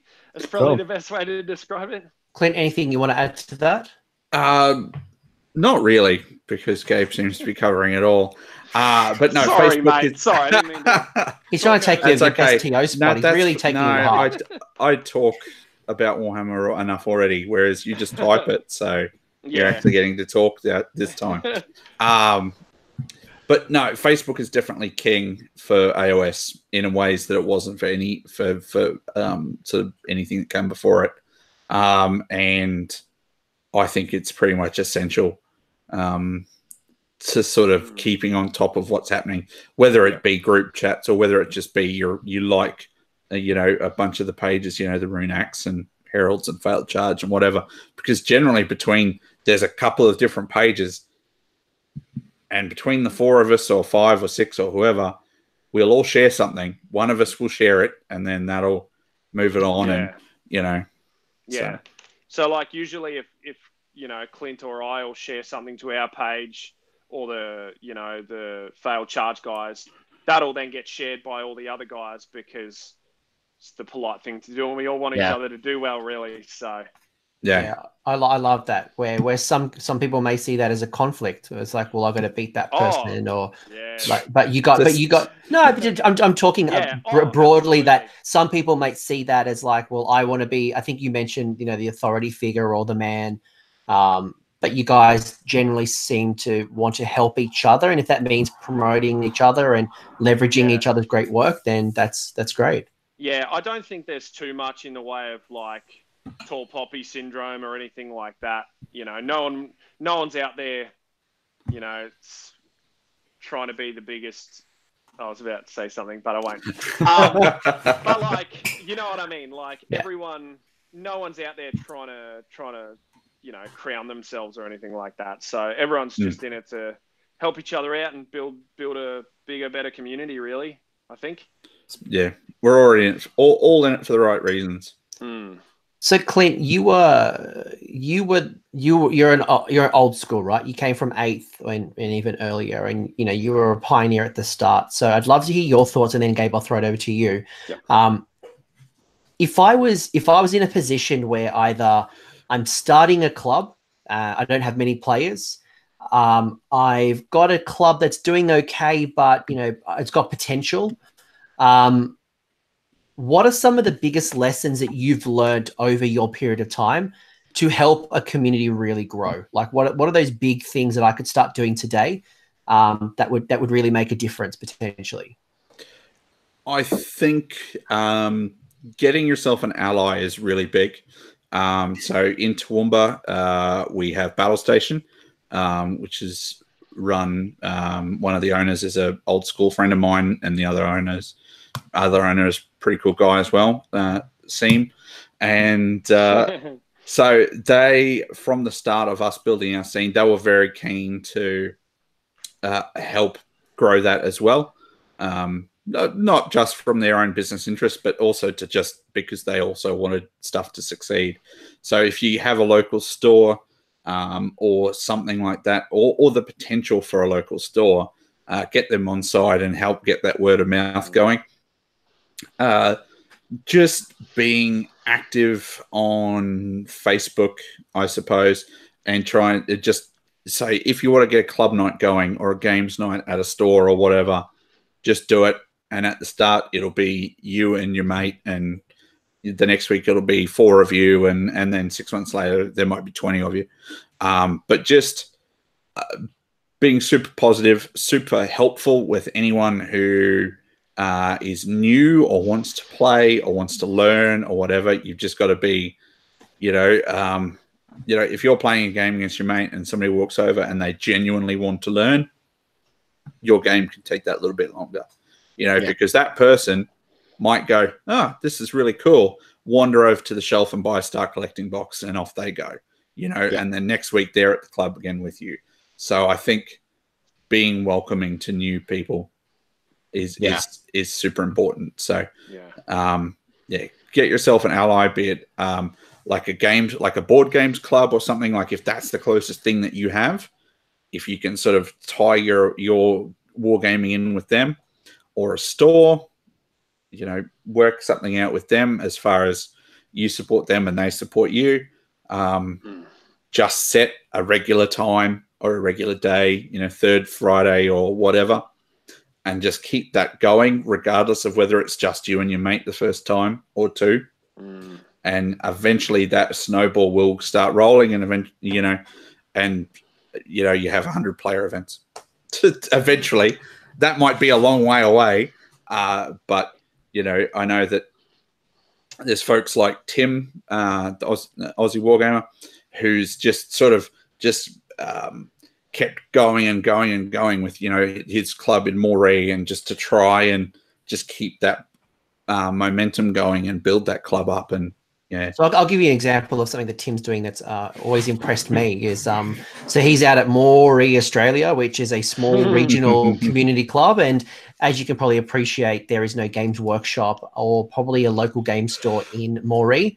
So what they do, and I'm sure Tim will correct me in the chat, is that he and the club will actually do a collective order maybe once a month, once a quarter, and they pull their money together, or they go to that independent and go, here's $500. Can you order X, Y, and Z? And I think that's great if you've got a local store. Or I know when I was when I grew up in Glen Innes, which is a very, very, very small town in New South Wales, our local toy store used to order our Games Workshop products in, and in order to meet a minimum order that was obviously good for him as well as good for us, we would pull that together and not buy on eBay, not buy off online. It was, and Tim actually does it through the local news agencies, so it's kind of the same thing. So that's that ally that you're talking about, and I like that. Again, that's community, and everyone kind of pulls together. And what are we buying this month? So, anything else, Clint? Anything else you've seen that has worked or I could be doing? Nothing off the top of my head. Sorry. Create a podcast. I don't think that's a good place to start. Yeah, I don't think a podcast is good out the gate. Sounds like you're threatened. Sounds like you're threatened. Gabe, over to you. No, it's not that. It sounds like you're threatened. You don't want another Toowoomba podcast. Oh gosh, no, we can't handle. There's nobody left in Toowoomba to do a podcast. That's the thing. Like they've all got one already. Oh man, that's great. That's great. Gabe, what about lessons from yourself? Have you seen anything that like Mango Mafia is doing a great job? The guys are all cool people. Keeps growing. You're not only you great performers on the table, but you also seem like a great club. What are they doing well that other people could take lessons from? I think what are the Mango Mafia are doing a bunch of cool stuff. They're recruiting all the good players, even if they aren't from Brisbane. Who have they recruited outside Brisbane? Josh, who works at our local store. He's a member of the Mafia. Yeah, that's fair He's enough. in front. Yeah, stretching the tendrils out. Wow. I think we've got members in Cairns and Rocky now as well. So yeah, we have people everywhere. But I think at the stage where our club's at, a lot of the responsibility that various members have taken on is TOing those events. So Briscon is Dave Kerr's baby, and he's been helped out by Ty and Al, who are both in the club as well. And they have Dave's kind of taken that as his responsibility. As I mean, he's a fantastic player. No one's disputing that he's at the level that he is. And so he's seeing that as kind of the next step in the evolution of the scene, is for him to maybe take a step back and go, right, how can I bring up the next lot of players to come through and back it up? So that's been his natural evolution of where he goes as a gamer and as a hobbyist, which I think is great. It's easy to kind of rest on your laurels a bit, but he's been tirelessly working away and making sure that the scene stays healthy. One thing that I really like when it comes to clubs, and I just love these, I do them all the time, is a good way to start a club and get the ball rolling is to do like army builder challenges or something, and be like, over the 3 months, we'll paint up 1,000 points, then we'll run a small event. And that gives people a drive. It gives people a goal, purpose, and it gives them a reason to be involved in the club and to interact with all the other people in the club. Because it's easy to kind of get lost in the crowd if you're not engaged and if you're not invested. You can go, I'll worry about that later, and then it just falls by the wayside. But yeah, for me, army builder challenges. I love building armies. That's one of my favorite parts of the hobby. Really? Yeah, no. Really? Haven't noticed. Yeah. No, Haven't noticed. no. I've painted a couple dozen models this year. So no. What's your goal this year? So my goal is 300, and I've just hit 160. And it's not even halfway through the year yet. No, it's not. I got a bit carried. You're a got a bit monster. carried away. So That's good though. But yeah, so do you, army builder challenges keep going? And Clint, just to pause on the Army Builder Challenge, this is where I've seen this work quite well in Toowoomba with battle stations. I think I've seen a couple of Army Builder challenges or painting challenges They do over time. They've done some slow grows and campaigns and things like that, and I think they're doing battle stations, doing another one soon. And we've got our Tale of Hobby Heralds running at the moment as well. So. Did you do a Spider Fang army, Clint? I did do a Spider Fang army for a slow grow, yes, which is currently kicking butt out somewhere down in Sydney. Excellent. Sweet. Yeah. Cool. So so army builder challenge, that's a good shout. Yeah. I think as well, running those events, like, again, it comes back to reading the room and going, if there's a bunch of new people here, you don't want to run into this. For example, if I was going to an event where there were like 60% new players, I probably wouldn't take a Gristlegore, for example, because as a new player, and I'm not having to go at you personally. Like, do it, attack him, go for the front. Give it. Okay. Wes is already doing it on the chat. I'll get more subscribers. Attack Liam. That's why he's here. Man, it's all about the drama. I've been good, but just quickly, I've been good for the past 3 weeks. Just want to clarify that. You have one more week, and you get a like a stamp on your card, and five stamps. You get a free coffee or something. Gabe, back to you. Attack Liam. Poor Gabe. I think reading the room and going, okay, it's a bunch of new players. A Gristlegore is not going to make them come back again. Like, there's potential. Yeah, at that top level, sure. And if that's the tournament that you're attending, fantastic. But for a new player coming in, I know that there are some real negative experiences that can turn people off straight away. And that's not to say that you need to like cradle them into the game or anything like that, or like give them a false sense of security and everyone's a winner, because that's, that has its own set of issues. Yeah. But I think if you can give people a taste of it, like without pulling punches, but also not just like beating a corpse kind of thing. So I think there's a responsibility on people to look at the health of their scene, look at where their scene's at. If you had Dave Kerr in a country town and there's 6 people who are looking at playing Warhammer, and he comes in and just heel kicks everyone every time, then, that's going to be a bad time. Whereas if he kind of nurtures that scene and meets them where they're at and pushes them slowly, that then gets that really positive growth that you see now in different clubs. Yeah, and I wouldn't mind. I know this is the Queensland show and you guys are doing a great job, but I see that in Joel McGrath, who's doing a great job. Yeah. And, Charles Black, because I want to give shout outs to people in the community. I'd love you guys to do the same. Charles is really driving that message in Canberra, being that he's come back from, I think, Warhammer Fantasy or Ninth Age and wherever he was. And he's really pushing, and he's not just kicking people's teeth in. He probably could, and he came up to Brishammer too, and he did kick some teeth in. But I think there's a time and there's a place for the teeth kicking, and then there's a time and a place to either bring a softer list or to, as you said, nurture and grow that your talent. Yeah, I think there's a degree of to use a term, servant leadership. There's a degree of like coming in and not just wanting to come into a group and be like, yeah, I'm the best in this group. It's about lifting that group up, supporting them, giving them the resources that they need to then develop a strong, healthy club. And that's not to say that every club needs to play at that top tier or anything like that, but you want to have fun.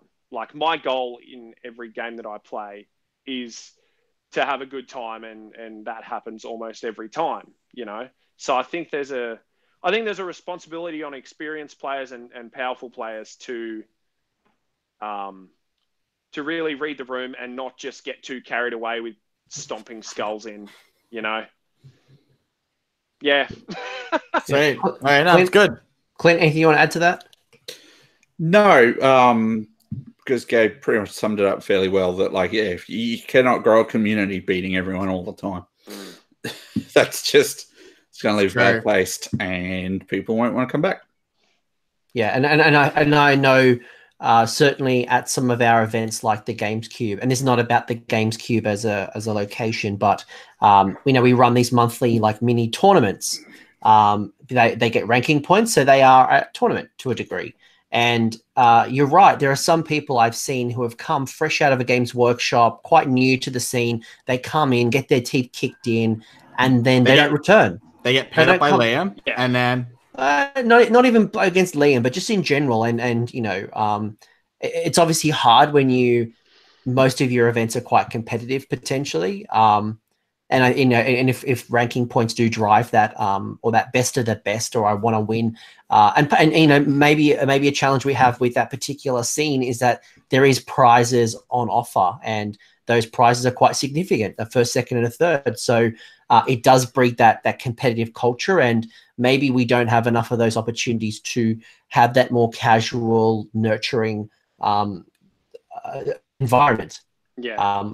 And I'm self-reflecting here, and if Games Cube plays that role, and that's okay, it can play that role, but where can we create that space where we can nurture players here, and then maybe transition them to here? But maybe right now we don't have that space, or maybe we're not thinking that way. Yeah. Okay. Yeah. And others might have the same thing, and maybe you only meet once a month, and that's your one opportunity to get tournament hard.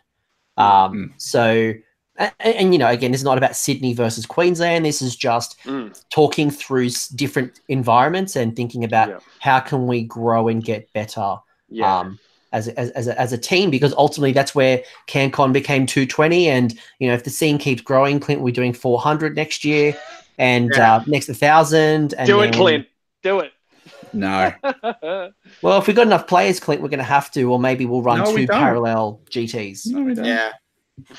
Parallel GTs. That's great. Yeah. Liam, any questions you got? Enough stress. Liam, any questions you got, or I got my last burning question? If your last burning question is about like a particular app, that I don't want to hear it.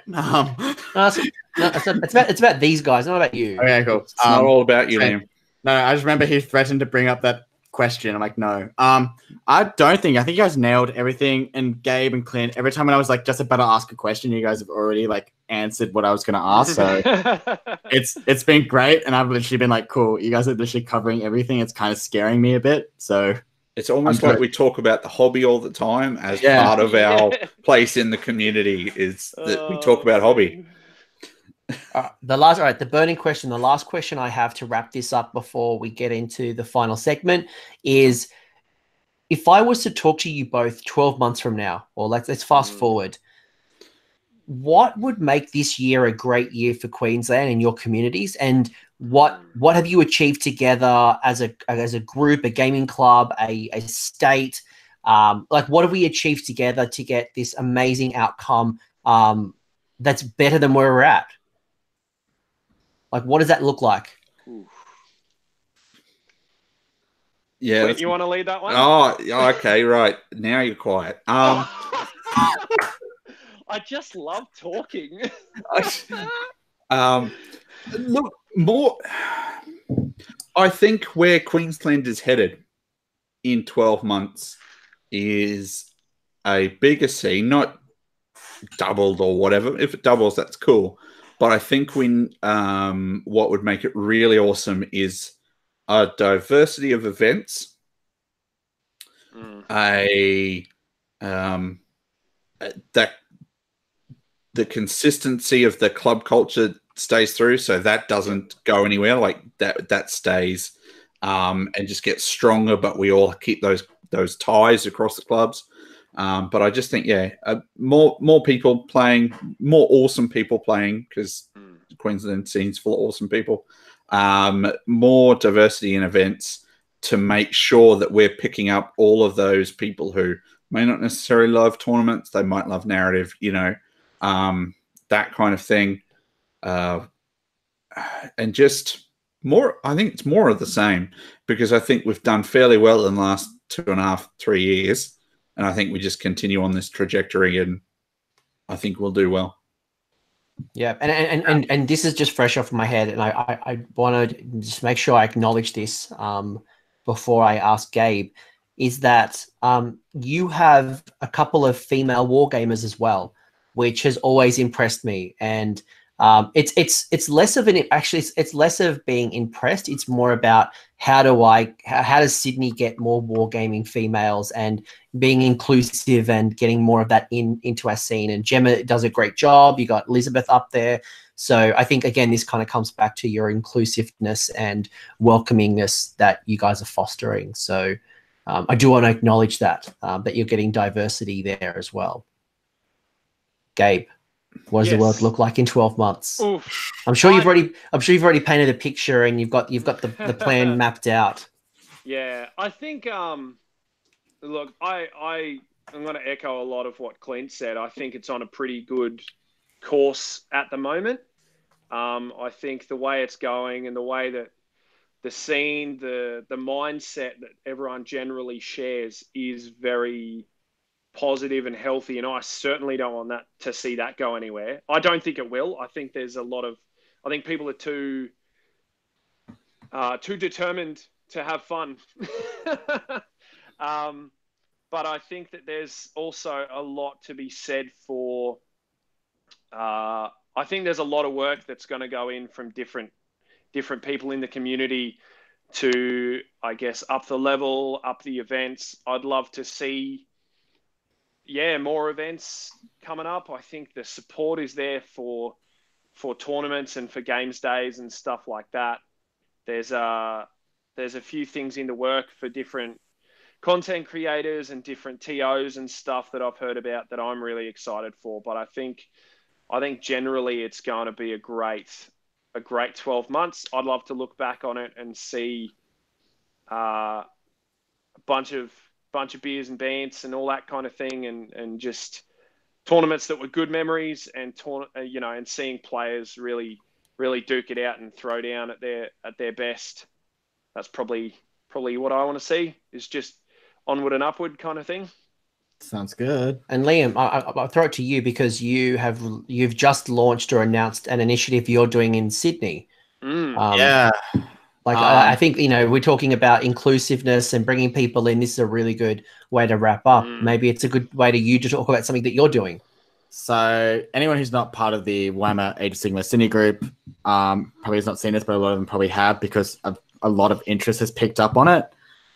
We did this 3 years ago, where we did a ladder campaign, which grew the group a lot. And that's what we see a lot of I'm not going to say top tier, but like some of our good players from Sydney were from that campaign, where they got a lot of games in and got a lot of practice, and we built a community.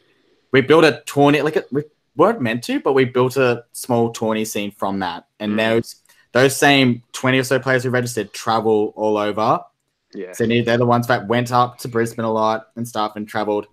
But this is not what I wanted out of this thing. I realized that there's 800 plus members. 600 or 650 of them are actually from Sydney. The rest are from you guys. Your but I don't see 606. I don't even see like the 100 different people posting and stuff. So I thought, hey, I'm going to run this ladder campaign again. I'm going to do it. I'm not getting involved. Even though some people even added a poll saying I'll join if you're not in it. But I'm going to just, I laughed at that. I was like, that's a good one. But I'm just going to run it. I might play as a buy buster if someone's like looking for a challenge, but there's no one there, and I'll just jump in and give them a game. But not maybe Gristle Gore, maybe something else that I will whip up. But yeah, so at the moment it's a ladder campaign where it's free to enter. At the moment I got 50 plus players interested. Yeah, that's great. That's unreal. And then that's the thing though, is like, I'm pretty sure, I don't know, Magro, you can back me up on this, but when that ladder campaign first started, didn't you only just have 10 players at first?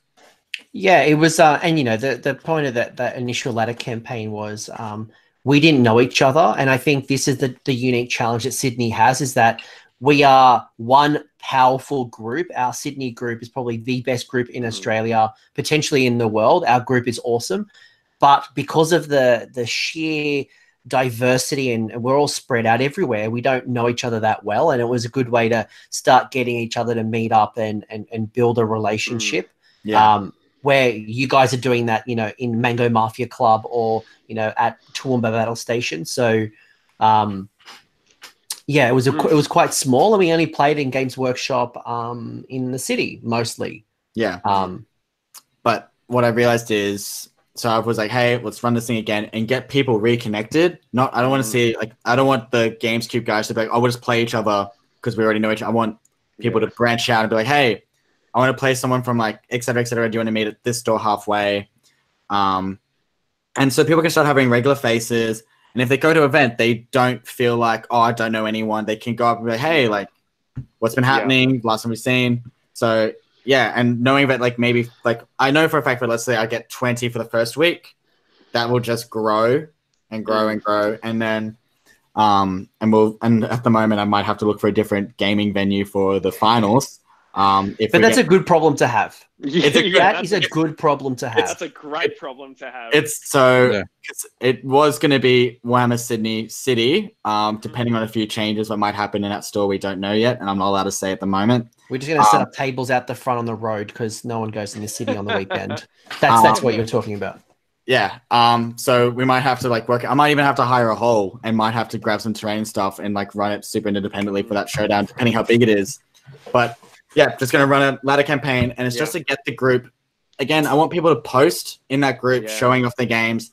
I've even added in my pack that I'm like, guys, tell a story when you make a post. Like, what I want to see is like, you post your first thing saying like, this is who I'm going up against, and then the comments be like a mini battle report being like, such and such wizard just killed a monster by just hitting it with a staff. Like, I want to see cool things like that. And it's just getting the community to be like, because I do know we have the narrative players and stuff in it, and I want them all to like, I haven't set a point limit or anything. I've written down saying like, hey, it's any point limit. You can even run it narrative where you don't even have battle line restrictions or anything like that. So like anyone can rock up. You can run Gristle Gore, but not run Gristle Gore. You're breaking down the barriers to entry. I think that's where you know, in the early campaigns and the early events, you know, it didn't matter what base you're on, and then we kind of moved to, you know, make sure it's at least blue tacked on MDF circle. So if you did want to play between two systems, that's okay. You're removing those barriers to entry. And what event did I run? I think it was my narrative event. When I ran the Coalescence Malign Portents, I didn't have a painting restriction on there because I wanted to remove that barrier to entry so that if someone wanted to play narrative and their army wasn't painted just yet, or they had some outstanding models, they could still play and or bring Daughters of Cain Filth, like one or the other. But yeah. You're a bad man, Liam. You ruined a good show. I'm kidding. But you did remove a barrier.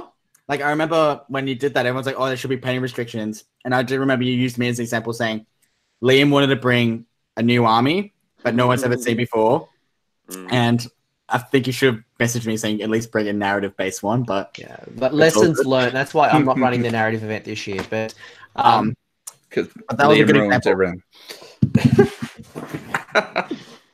But that's what I'm running. No, that's great, man. I think that's awesome. That kind of thing, like that falls into the same kind of thing as like army builders and all that kind of thing, where it's growth and it's something that it's a driving force that's like over a couple of months, you know. And so I think that's really good for community stuff. I've added in as well. If like people want to start a new army, they can use it for this one. Like there's no set thing you can do. You can literally just, when you set up your games, you just rock up. And that's what I want, really. I just want people to play games, and I want that group, because at the moment, you guys are part of it. You pretty much see the same 5-6 people post, correct? At the moment. Yeah, for the most part. Yeah. 5 same. I want that to be now, I'm not saying like, 800 or whatever we have. I just want at least 20 or 30 new posts, new people every week, and just getting people being like, hey, it's not that scary to share my cool nerd Warhammer thing that I've got going on here, which is But another thing that, Anthony, since you brought up the female thing, me, when I go into my local store, I do see a lot of females in it, but I do know that a lot of them are D&D players. So hopefully maybe something like Warcry, where it's like a narrative character driven thing, that might get them involved, because a lot of them do like a storytelling thing, which might happen, especially in the Sydney community.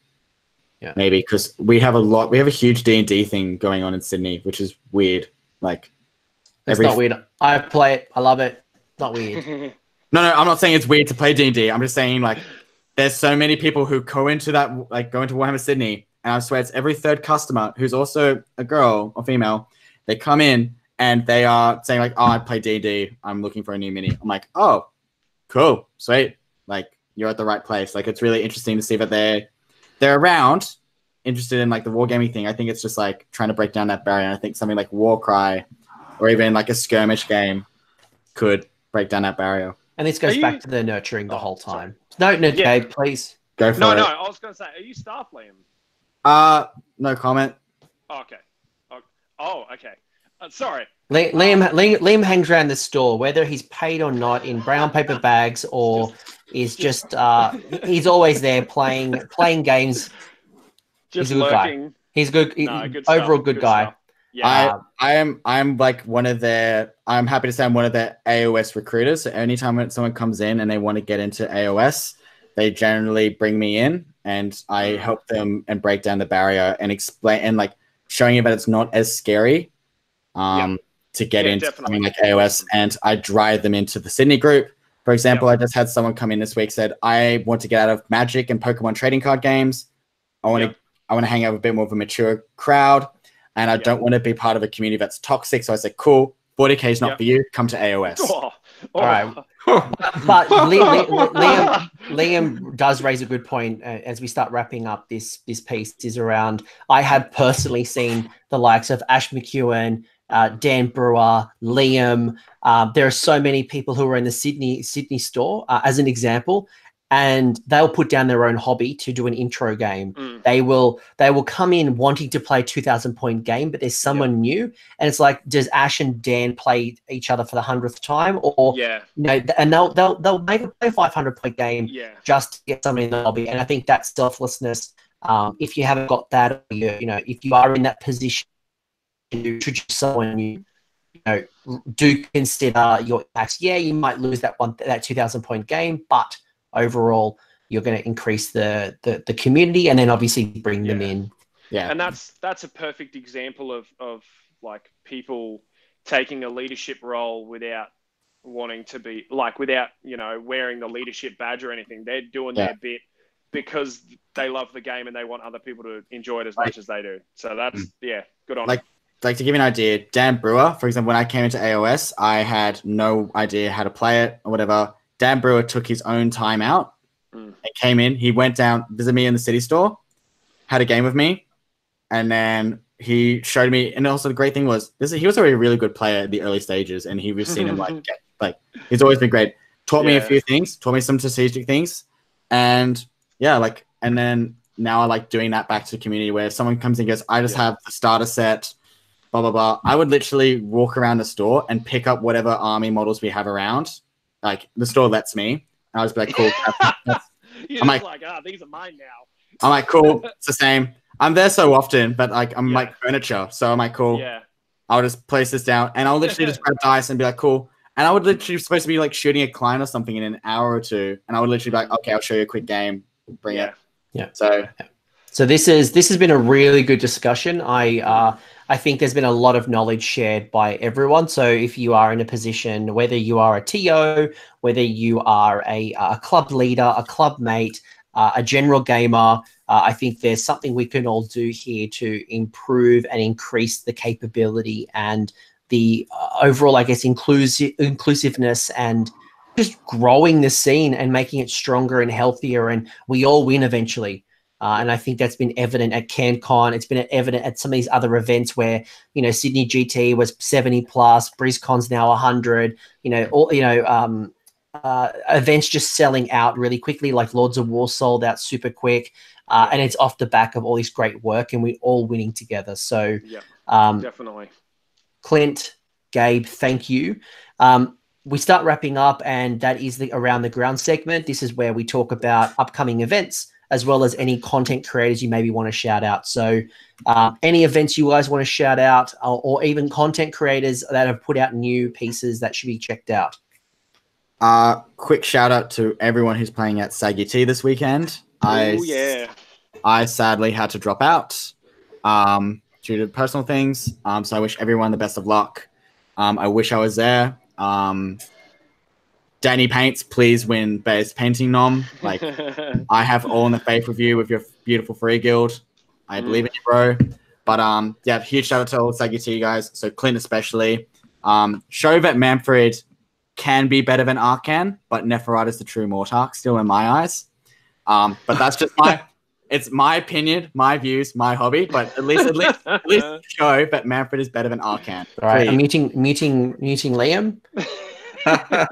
Clint, have you put out any podcasts recently, or anyone that you want to point people to? I literally released one this morning, which is Flesh Eater Courts, featuring Michael from the Failed Charge and Sean, Little Sean, or Tubbs, whatever you want to refer to him as, from Notorious Age of Sigmar over in New Zealand. So 3 of us sat down.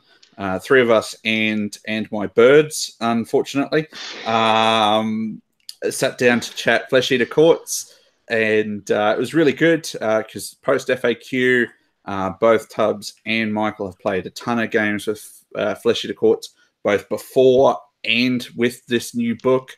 So it was good to get their perspectives on it. Yeah, so that came out today. I think we did an episode a couple of weeks ago about Skaven as well, if you haven't listened to that one yet. Yeah, but that's about it. Yeah, I don't think I've got anything else to shout out other than these cool shirts. They look sick. And how do people get a shirt like I'm that? going to be putting up a link to the shirts tonight. So basically, we had that competition. And we got the 3 people who won that competition. They all got their shirts a couple of weeks ago. Why didn't I get a shirt? I was a part of the commentary of one of the winners. Like, I feel like I should get like an association shirt. And then all of our patrons on Patreon got the opportunity to buy one at a discount. And then they'll go general public tonight. So sweet. I'll probably take a couple over with me to Bobo, so to give out as well. Amazing. And Gabe, when's your next blog post? What's going on?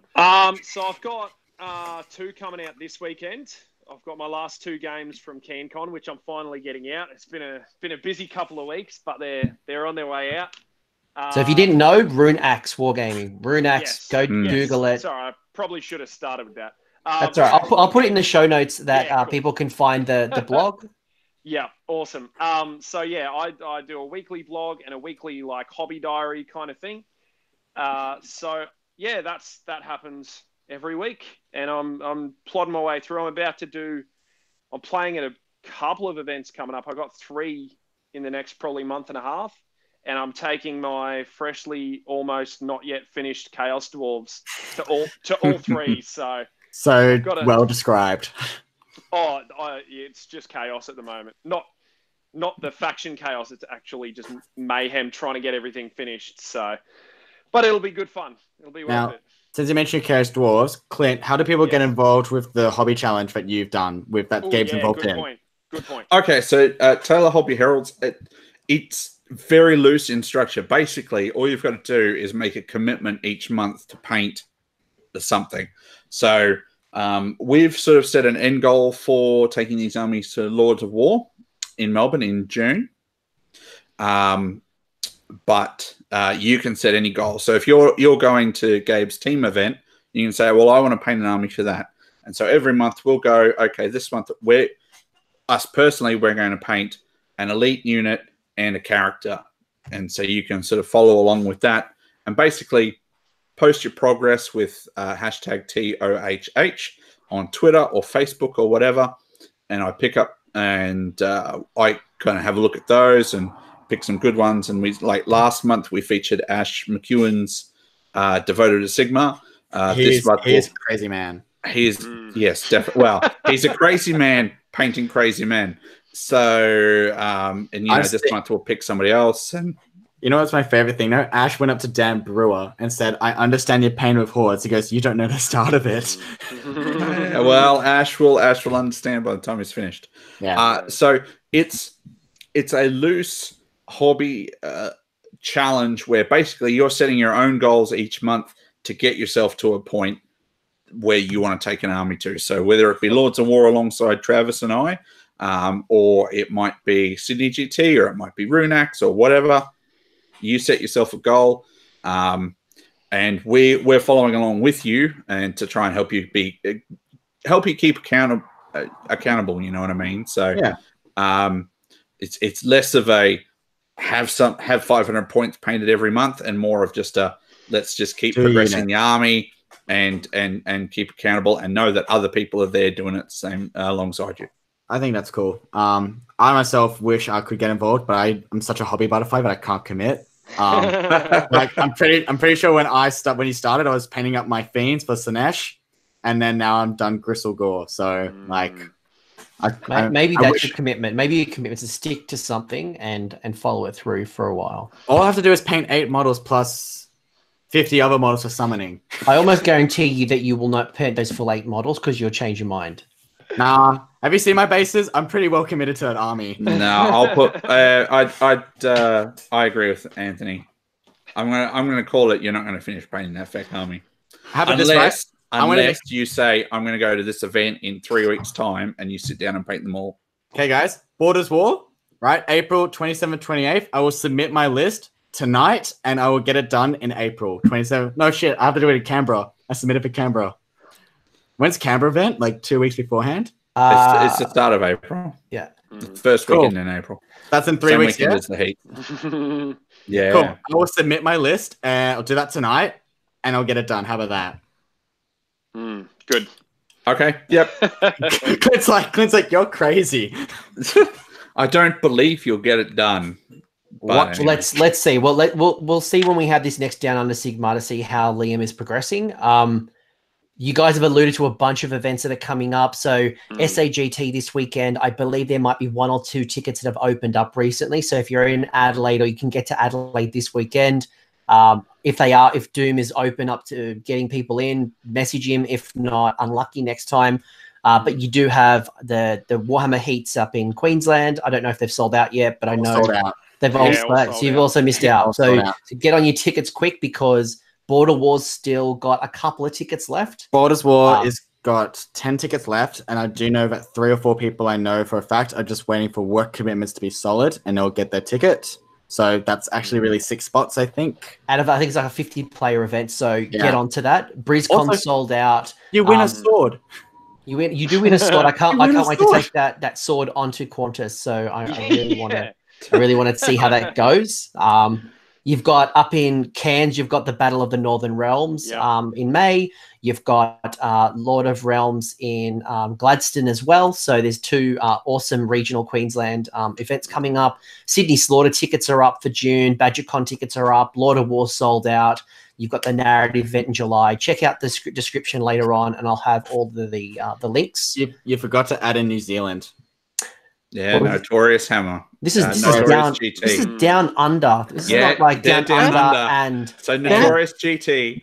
Down under to the right. 25th and 26th of May. Yes, our New Zealand brothers who were on last episode. Yes, you've got Notorious Hammer. Check out those events as well. Liam, you're going to that still? Yep, and I grudged Dan Street. Short Shorts versus the Villain. Curious to see who wins. I reckon he's bringing Nighthorn. He ignores all my rend, which most of my army has. And all it is a 4-up. So he needs to practice 4-ups, and he'd make 10-inch charges. Well, I think the Australia-New Zealand clash this year proves that you don't have to practice. Just write up like a 10-page document on how to run an army, and you'll win. Plus, take like a filth list. That's what we did. So you did. A couple of other content creators I want to call out is obviously Clint's already said that he's just put out an episode with Flesh Eater Courts. Failed Charge has a really interesting piece from the 40k Masters. So if you're a 40k player, definitely check that out. Bush Radio's put something out recently. Mango Mafia's put something out in the last few weeks. There was a couple of episodes from Mortally Wounded as well. So lots of cool content creators. And something that was really interesting on Monday was Doom and Darkness had the South Australian GT list reviews with Nick from Dwellers Below. So that was an interesting discussion and seeing some of the meta armies and where Skaven and Flesh Eaters and where potentially the meta's going. So I really enjoyed that. One thing I'll add in is even if you don't play 40k, the failed charge episode is actually really good to listen to because you get to hear how they run their masters and things like that because they run it very differently to us. So I think it was an interesting insight into the way that their competitive scene works sometimes. So yeah, even if you're not a 40k diehard 40k person or whatever, I think it was. You don't quite need that to listen to it and go, oh, okay, so that's how their masters runs. And, you know, what can we take away from that? Yeah, it's another way that you can think about running your events and developing the scene. So I've downloaded it. 1 second, Anthony. Comment here saying Mount Cravat said there are some tickets open up for the heats. Heat 2, I think it is. Heat 2. So if you're listening, Heat 2, get a ticket or two. I think there's a couple. Just, there you go. Just want to put that in there. Yep. So thanks, Mordaka, whoever that is. Mordaka. That's Cameron. Oh, I forget his last name. Richards? No. He helped us with stuff at CanCon. Cameron McCormack. Cameron. Yeah. He said that he's like, I think that's Cameron where he's like, he said, you look fat on YouTube. I'm like, oh, thanks. He goes, no, but it was a backhanded compliment where he goes, you're actually a really stocky dude. He goes, in real life, like you look fat, but like you're actually a really tough dude. I'm like, that's funny. Yeah, thanks. I think. It was on the Friday night. This is in the beers and like, where alcohol is involved. I don't know if he started drinking it. I think I was like cutting the lettuce for the burgers. But thanks for the feedback. Thanks, much appreciated. Yeah, there's no such thing as failure, only feedback. So I'll learn a lesson. Maybe do some Stormcast Strong again. It could be worse. It could have been worse, Anthony. It could have been, you're actually fatter in real life. Like. I guess that's probably a positive. See, my backhanded comment was from Seth, where he goes, "You're not as much of a dickhead than people tell you." I'm like, "Oh, okay, thanks, man. I'll take that." Honesty was flowing out of the tap that Friday night. It seems. Oh, that's fantastic. I was like, "That's cool. I'll take that." And he goes, "Yeah, a lot of people say you're being like an absolute." I was like, "Oh, okay, cool. Thanks." Oh man. So the last thing he doesn't know you very well. No, but we definitely know him well now. There's Hail the Goon King. I thought you were talking about me. Righto. We've lost Liam. All right, wrapping on, things up, guys. The last two things I want to say is firstly, thank you not only to my guests, but I want to thank everyone who's supported this channel. It's a little over 12 months, and today, literally an hour ago, I cracked the 1,000 subscriber mark, which has been an important milestone for me. So thank you to everyone who supported the channel. And I think just generally what we've talked about here about supporting one another. And, you know, if you aren't subscribed to Doom and Darkness or The Failed Charge or Mortally Wounded, or you're checking Gabe's content out, or you're not checking out Shadow Hammer, you're not checking out Heralds, get on the subscribe list. Bush Radio, Mango Radio, you know, support each other. We all grow together. And I think that's definitely been one of the goals for this show. And I think the road to CanCon has been all about just bringing us together and really sharing the love. So thank you for the subscription. And the last thing I'll say is, Clint, you'll love this one. There'll be a longer delay between this episode and the next episode because I will be in America playing at Adepticon. So instead of having a 2-week gap, so we've been doing this every 2 weeks, there will be a 3rd week gap. However, I will be at the Games Workshop preview seminar. So I probably may go live either on YouTube or maybe on the Sydney group to share with you what they go through, and something that you may not know. I've been in a GW preview in the past at Blood and Glory, but they share a lot of stuff with you that they don't share on the community article. So if I learn anything or anything that's valuable on top of the community article, I'll share it with the Australian crew somehow. So keep an eye out. That's on the. I think it'll be Wednesday night in America, which makes it Thursday day-ish, I think. So one final thing, Anthony. Gabe, is it okay? Are you comfortable giving out the date for your event so people can put in their calendar? Oh, yes. So I've locked in the Rune Axe Team Championship. It is going to be the 2nd and 3rd of November. Cool. So awesome. last year it sold out super quick. I've got a bit more space this year, but I've also had a bunch of more people tell me that they are coming. So if you're wanting to bring a team, probably organize that sooner rather than later, because I think they're going to go pretty quick. Now, before we cut off, I was there last year. Clint was there last year, and I have to say, it is so worth the trip. I've had so much fun, and I got to play four different players.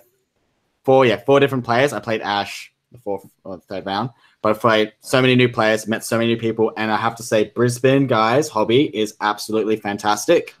You guys kill it and inspire me to step up my hobby. So if you put it in your calendar, wrap up some mates. Do you have a mercenary program if anyone wants to I do have a mercenary program this year. So we will have a list. If you're an individual player, you can go down on the mercenary list, and you'll either be backfilled into another team if they have dropouts, or we'll form teams of mercenaries on their own if there's space. So yeah, there's definitely a lot going into it, but I appreciate the shout out, and it should be a really good event. So there'll be a lot of build up towards it anyway. So you'll see a lot here and there about it.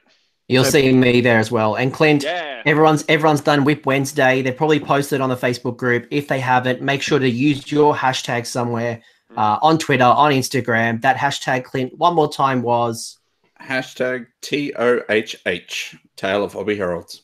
Make sure you share that love and really pump everyone up to keep their hobby flowing. So this has been an epic marathon, 2.5 hours almost. Thank you to my guests, both Gabe and Clint. Liam, thanks for turning up once again. We missed you. Please don't leave me with Hayden again. Although he is my teammate for the Rune Axe, so I may be signing up for Barbarians now. Yeah. So there you go. I'm pretty sure I've told work that in 3 weeks we'll be back. And I've already told work, so it'll be sweet. So it won't happen again. Awesome. You're on notice. Guys, have a great night. I need to go pack up my bags for tomorrow. Where are you going tomorrow? Yeah, where are you going? Going to the airport. Yeah, but where are you flying to? I'm flying to Dallas, and I'm currently in two minds if I go check out the Warhammer Citadel. So I'm in the Dallas for 3 days. Yeah, I think you'd regret it if you didn't. While you're there. Yeah. Now, why also are you in America again? Actually, for my best friends, one of my best friends' Bucks parties. So I was able to negotiate with him and get him to do it around Adepticon time. It's also WrestleMania season, and I thought I'd push my relationship with my wife a little bit too much if I then flew to New York to watch WrestleMania. But are you seeing WrestleMania live? No, I'm not. I was pushing the relationship because my wife's leaving. My wife's coming with me, but then she's leaving before Adepticon. So I'm staying at Adepticon for like 5 days. Yeah. And I thought then staying another week on top of that for WrestleMania is kind of pushing it. And I may not come home to a house. That's fair enough. Just come home. All the locks are changed. All your Warhammers in just like garbage bags at the front lawn. And my dog's not there. That'd probably be the most Devo thing. Oh, not the dog. So, okay. So you're at Adopticon. Cool. Awesome. I am. Yeah. So if you're watching this and you're over there, say hello. I have Tim Tams. I bought some like Redskins and Caramello Koalas and some Tim Tams for like Vince Venturella, and I'm going to one of his painting seminars. So I'll bring a bit of Aussie flavor. Cool. Apparently, Dare Ice coffee as well. Apparently, they don't do that over there as well. Christian, I'll make sure to pack my luggage full of Dare Ice coffee. You should. I'll make sure Christian Weir's got plenty of milk for him. What? Sorry. Do they even do proper coffee there? It's pretty hard to find. I know there's one place in Chicago that does it really well, but otherwise it's pretty hard to find. Yeah, meanwhile, at Down Under Sigmar, how to travel around America to play Adepticon. No, Dare Ask Coffee's pretty good though. Just throwing it out there. Yeah, it is. I live off the stuff, so I probably shouldn't, but I do. It's better than Red Bull. That's very true. Anyways, yeah. I think I'm going to end it off with a really funny comment, which is from Ranger, which has said his wife will reenact the AOS army burning video, which was the famous high elf not coming over to Sigmar, burning it, and that's what my wife's going to be on this channel. So thank you, everyone. Have a great night. Thank you for the great discussion. I hope you took away plenty of things to consider to build your hobby and your community. So have a great night and see you guys later. Thank you for having us. See ya.